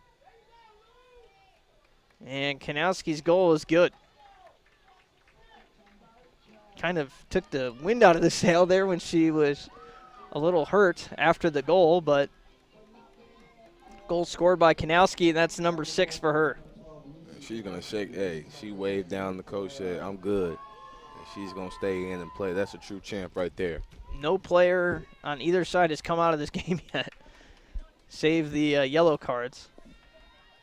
18-9, and all of a sudden it was a 2-to-3 goal game that has gotten well out of hand, and Cap can turn on the mercy clock with one more goal. I don't know what it's called, but I kind of like calling it the mercy clock now. Any team up by 10, the clock is a running clock. Even on further goals scored or plays out of bounds or anything, the clock will continue to run, only stops for injury.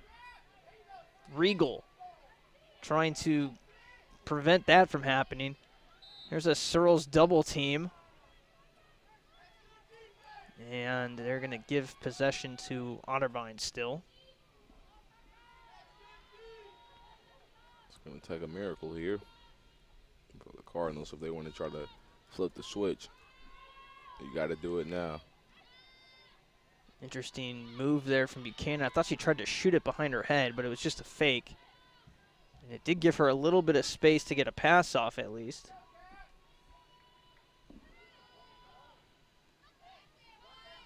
Some not as good results to report from Berea, Ohio. 14-2.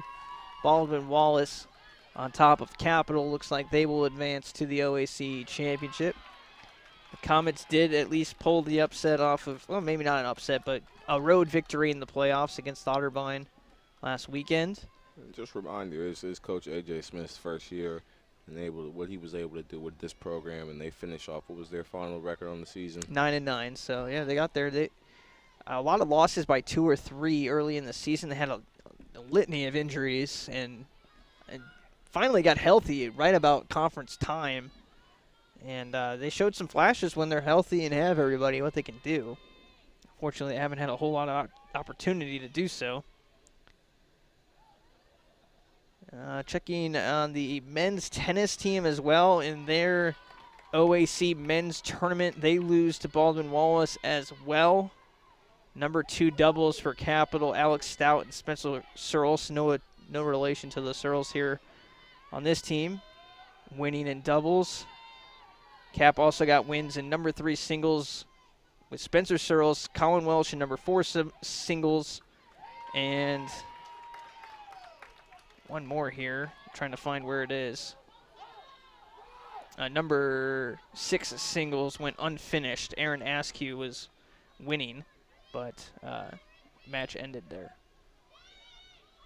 So their men's tennis season over, but they had a tournament run at least, and Baldwin Wallace beat us there too. So, boy, I hope you guys do something different up there in Berea. We got some revenge, I think, tomorrow.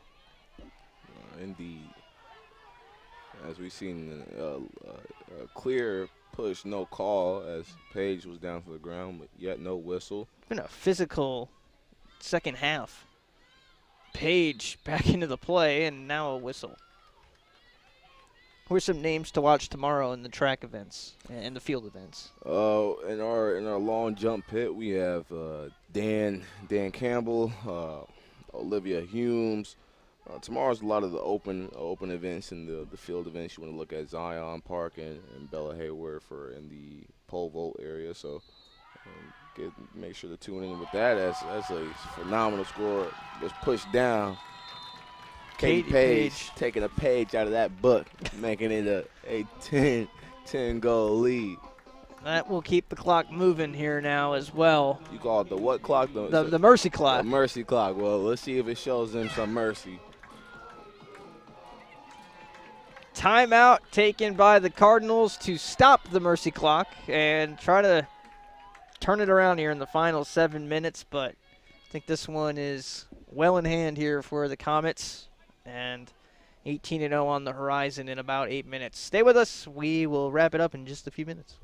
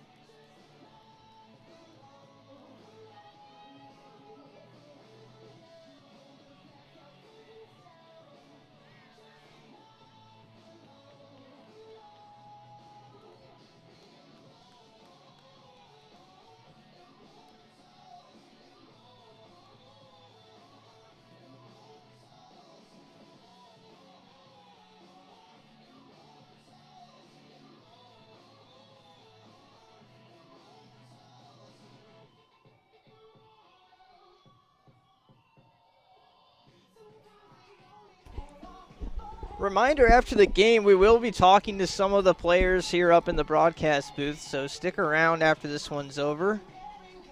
We'll see who Nick can grab for us from our sports information department, and we'll have a quick touch base with a couple of the players before the championship on Saturday night here at Bernlohr. Again, it's a 7 o'clock start if you're trying to catch it here in person or on the web. Both options available to you. And if you're coming down to the area to watch the game, just know graduation is Saturday, so it is going to be busy here. So Packed. It will be packed. Plan accordingly. 19-9 our score.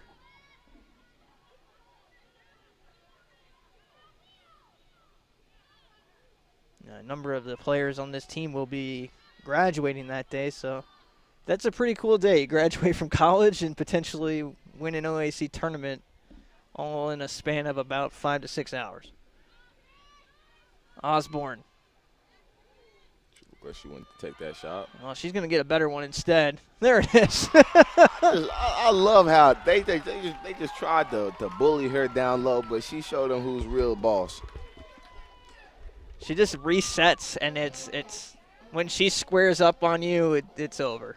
Goodbye. 3 times 3, that's 9. She's got 9 goals on the night.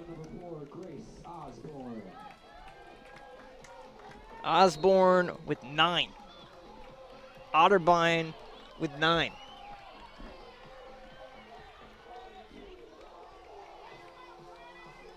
It's just, she's so explosive. It's crazy. Oh, that goal is not going to count, Jonathan. Waved off. The netting there gives possession to the Cardinals, so the stick check, adios to the goal there. It's going to be 8 now. So be it. Still, the mercy clock will still continue to go on. I'm glad that's catching on. So Osborne has to go grab a new stick, and Delara will intercept that pass. And she's to the 40, to the 30. And she'll cut up field looking for Kanowski, and she'll slow things back down. I'm being told after the game we will talk to 3 players. We'll have Brooke, Delara, Grace Osborne, and Katie Page up here in the booth. So that'll be at the conclusion of this game. They're also going to go ring the victory bell, so bear with us a few minutes after the broadcast and try to wrangle them in after the victory bell. Shot, goal, Lucy Kanowski. That was Ferresi right there. Oh, it was Ferresi, my bad. Julia Ferresi with her second of the game. Yeah, Osborne wasn't able to get it, but I guarantee that goal counted right there. That's 5 goals, or 5 players now with multiple goals for the Comets. Page, Delara, Ferresi, Kanowski, and Osborne. They have been on a roll since the end of the 3rd quarter and haven't about the 7-minute since. mark of the 3rd quarter is when this run really started.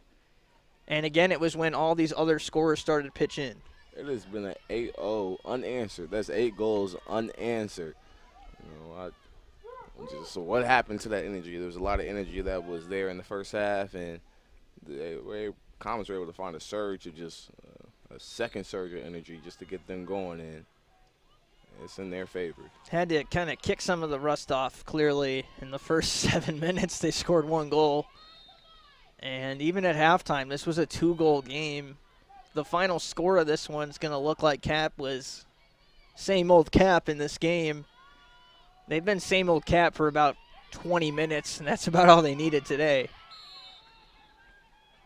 If they play like they've played in the last 20 minutes of this game, Jonathan, they're going to make some noise in that tournament. There's a reason they lead. They have the most high-scoring offense here. They average over 19 goals per game. They're going to improve that number again. 20 used to be kind of a unicorn number that you don't get to, and now it's the average. It's nuts how this team continues to produce offensively. there's been some really good players here at Capital, but for some reason this is the group that's really pieced it together, and it's very special to watch. And I mean, honestly, we saw it first 3 games of the year. We knew this was coming. I mean, Barrett will get the yellow card here. Don't want to say we predicted an 18-0 run and all of that, but even in the first few games, you could tell this team had something different going, and it was the emergence of Osborne. That was kind of the real question mark, was who was going to fill the Kat Walton role. Took her number and filled the role, and she has not only been a contributor but the star of this team. 1A and 1B with her and Delara. It's just that 1-2 punch. And something about this team, man. We'll see if they can finish it off on Saturday. It's going to be the big test with John Carroll. Job ain't finished. Let's take a look at how they matched up against John Carroll last time. I think it was 18-8 was 18-8. See, now this is a question I'm going to ask Grace too. She had 8 goals in that first half, or 8 points in the first half of that game. Picked up a yellow card. She watched with her hands on her hips for 30 minutes of that game and wasn't even a part of it. That is going to be an interesting first 10 minutes from what she shows us on Saturday, because she's got a little message to send, I bet. Yeah, in that matchup, she finished off with 6 goals, leading the charge. Goal here from Otterbein puts it back down to 10. But that's the thing. I mean, she was out the final 27, 28 minutes of that game. And even without her, Capital still handled John Carroll. It was like it didn't even matter that Osborne was out, which was nuts because she scored all of the goals in the first half pretty much. And you would think not having Osborne out there, we're going to be in trouble here the second half against this team that's supposed to push us, win this conference. Didn't happen. So it'll be interesting. It's going to be a really interesting matchup. And I don't know. John Carroll is playing better. They haven't lost any other team, I don't think, besides Capital this season. They just handily took care of Mount Union in their 22-14 win. And it's going to be another high-scoring game. We'll see 30 goals at least in that game. And I think it also plays in their favor. I like this matchup compared to facing off against Mount again. Otterbein able to get the loose possession here. A good season from the Cardinals if you're a Cardinals fan and almost don't want to give the Otterbein praise on the Capital Airways, but this is a team, we mentioned all the injuries earlier, Jonathan. They had one reserve player for pretty much the entire last 3/4 of the season. They had to pick up a player from their former team that left the team and came back, and they were able to piece it together, and they gave Capital a good run here. For 30 minutes in that first half, they pushed Capital, and we saw the Comets really respond. And honestly, it might have been something they needed here to really wake up, as they haven't really been tested in weeks. We can give them their flower or two.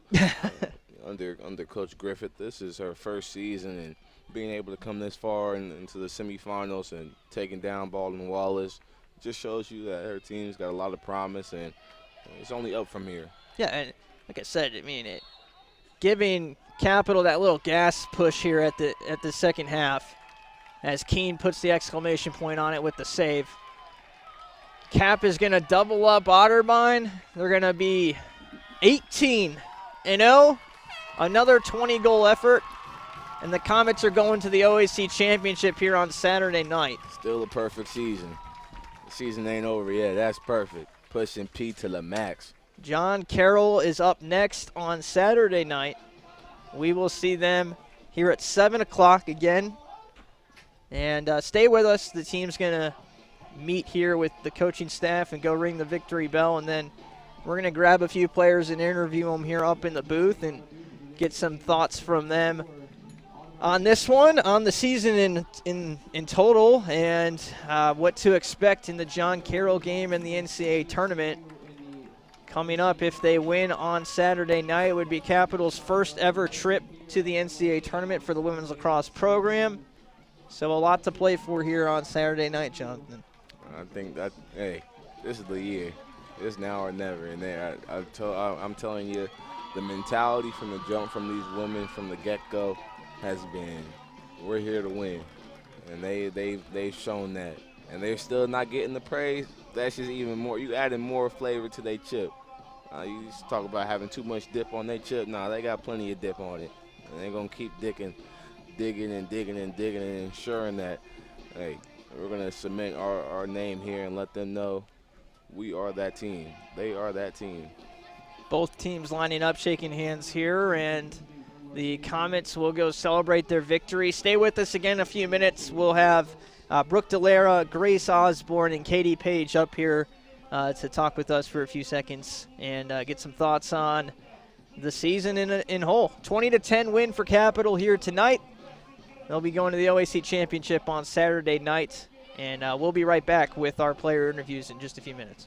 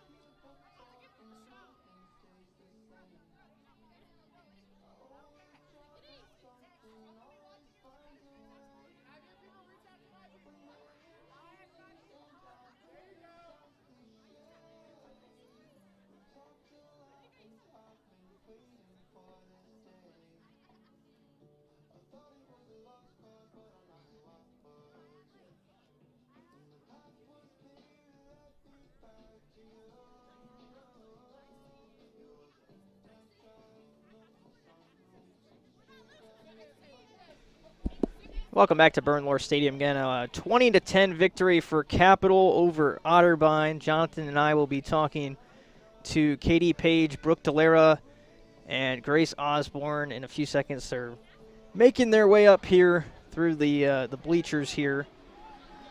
And we'll talk about this season in whole and today's game as well, and what to look forward to in the next game on Saturday and potentially the NCAA tournament. So stay with us just another minute here, and we should be ready to go.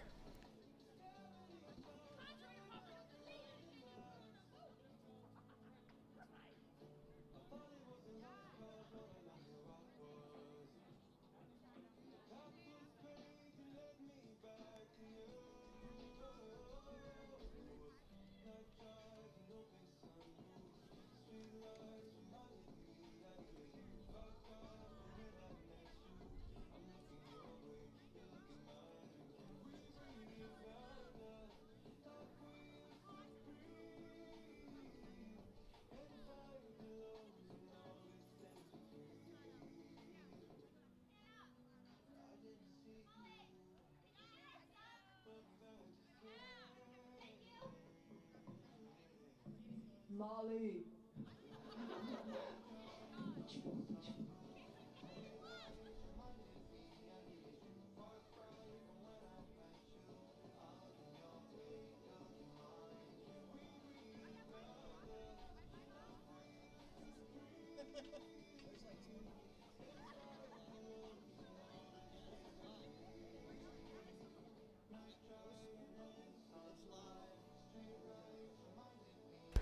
Okay, first up, Katie Page is with us. Katie, great game today and great season as well. And I think you're more nervous up here than down there on the field at this point. Yes, 100%. So let's start with an easy one. You guys are undefeated this season, and this was your first year with the team. Kind of talk about how you came here to be a Comet here this season and transfer into the program, and what brought you back to Bexley. Mm-hmm. So I'm from Bexley, and I am attending Capital Law School, and I thought I was done with lacrosse. And I actually ran into Lucy, Kanowski, Molly, and Hannah at Starbucks in Bexley when I was studying one day. And Lucy was like, "We need people. Like, will you do it?" And I was just like, "Yeah, like, and sure, I'll do it. Like, I'll just kind of come when I can." And I did not expect to be welcomed with such open arms. Like, these girls have immediately become a second family to me, and I love being here. Yeah, it seems like this team is kind of different from the other 9 that we've seen. Not to say there hasn't been great players that have come through the program before, but kind of what is different about the chemistry on this team, and how does everybody fit together so well? So I can't speak to the chemistry like before this year, but I think the biggest thing is just our relationships off the field. Like, we all get along so well. I love spending time with these girls, and it definitely like, we have fun. That's the biggest thing. We have fun. Let's talk about some of the play now. So you guys obviously dominated this game. Slow start a little bit. Yeah. Was there some rust there from not playing a little bit, or what changed? It kind of seemed like about 8 or 9 minute mark of the third quarter, you guys really turned it on. Mm-hmm. Kind of what changed there? Any adjustments at halftime, or what was the story there? I think the biggest thing is the nerves, probably. Like, we were definitely playing to them instead of playing our game. So as soon as we made the adjustment, calmed ourselves down, took a breather, and fixed it. John Carroll on Saturday now for you guys. You guys had, I mean, every game's been a pretty good win for us, but specifically, what from that first game against John Carroll can you guys take into Saturday? I think we definitely need to respect John Carroll's intensity and their fight. They come out and they play a full 60 minutes, so we're definitely going to need to bring that. But I think if we play our game and stay composed, I think it's definitely going to be nice to have the game here at home. So, yeah. You did pretty good Thank you. with the interview. Brooke's going to be up next. We'll talk to Jonathan here, and then we'll have Grace to wrap things up. So stay with us just a few seconds.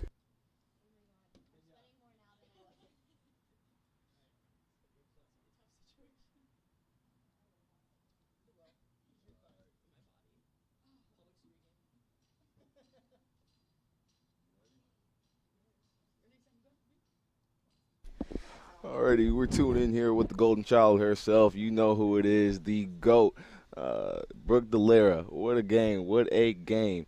You weren't able to find yourself in rhythm, starting off finding with shots, but somehow, some way, you were able to get involved. So talk about that, coming off that slow start, but you were able to get the whole team involved and find your rhythm. Yeah, that was definitely a rough start with a couple of missed free position shots, which was interesting. But my teammates always find themselves a way to get open, and it's just easy whenever they are so available. It's just easy to hit a pass to them. So now that you've gotten past the semifinals and we're headed towards the finals, not only do you get to graduate this Saturday, you also get to compete. You also get to compete as well in a last home game as well. What's the excitement with that? It's very exciting. This will be my third time going to the championship, so this is a big one for me. It'll be the last time I play on Bernlohr, so it's gonna be crazy. It's definitely gonna be like surreal almost, because I didn't know I was coming back this year. So getting to do this again and play with my best friends on home field advantage for the ship is just amazing. How do you continue to shake off all these doubters? Yet and still, you all are perfect, pushing P to the max. Y'all are 18-0. You are leading in NCAA stats, not only here, OAC, talking to a potential MVP candidate here for all OAC as well. How do you continue to shake off all the doubters and haters? I mean, I think it's just, we know people doubt us all the time. People will say we catch them on bad days, and we just keep doing it. We keep pushing it, and we'll do it again. You heard it here. Hey, Delera, she is pushing P to the max. The GOAT here, the Golden Child. If y'all don't know, you see her out on the field with the golden band. Hey, I love it. Everybody knows she's got the line bandana on there, so she knows who she is. And up next, we'll have the young, upcoming prodigy, Grace Osborne, coming up next. So appreciate it, Delera. Thank you.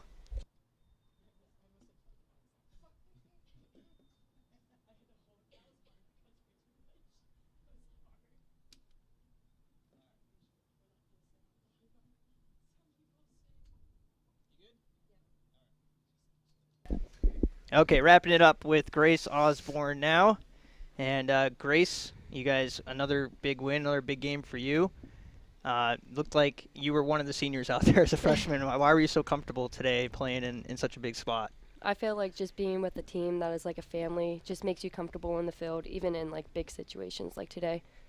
Yeah, you really started the scoring off. And I wanted to talk about kind of your recruiting path here to Capital. Were you someone that was kind of recruited by some of these teams, or was it kind of just a relationship you had with Stacy, or kind of what brought you here to Capital, and if you can kind of take us through that process? I was recruited through Kat Walton, which previously played here. Yep. And then I just got in touch with Coach Florence, and that's how I came in. You're wearing Kat's number. You guys Yeah. have a relationship there too. And mentioned in the first game, it was like you're wearing Kat's number, kind of very big shoes to fill, and obviously you filled them quite well. Did you envision having this kind of a year here your freshman year?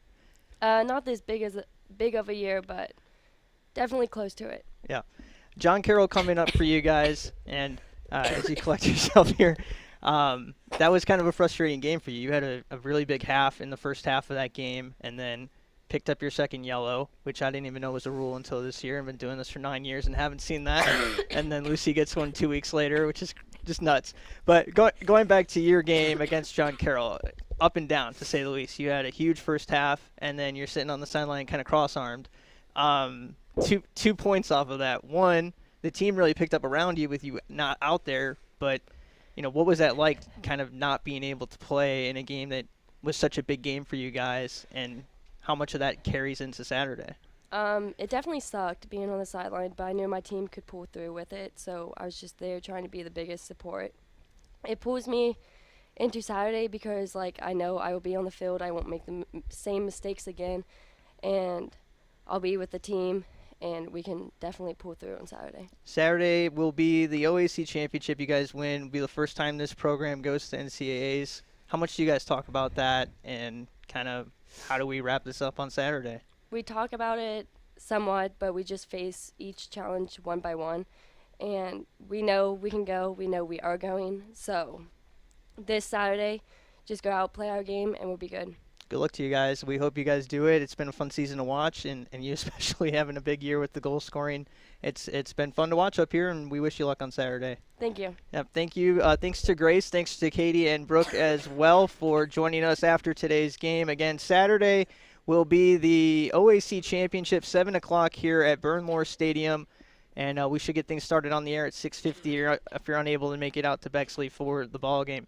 We'll see you here on Saturday night. 20-10 victory for Capital. Signing off from Burnmore for Jonathan Brown. I'm Jay Bloomfield. Have a great rest of your night.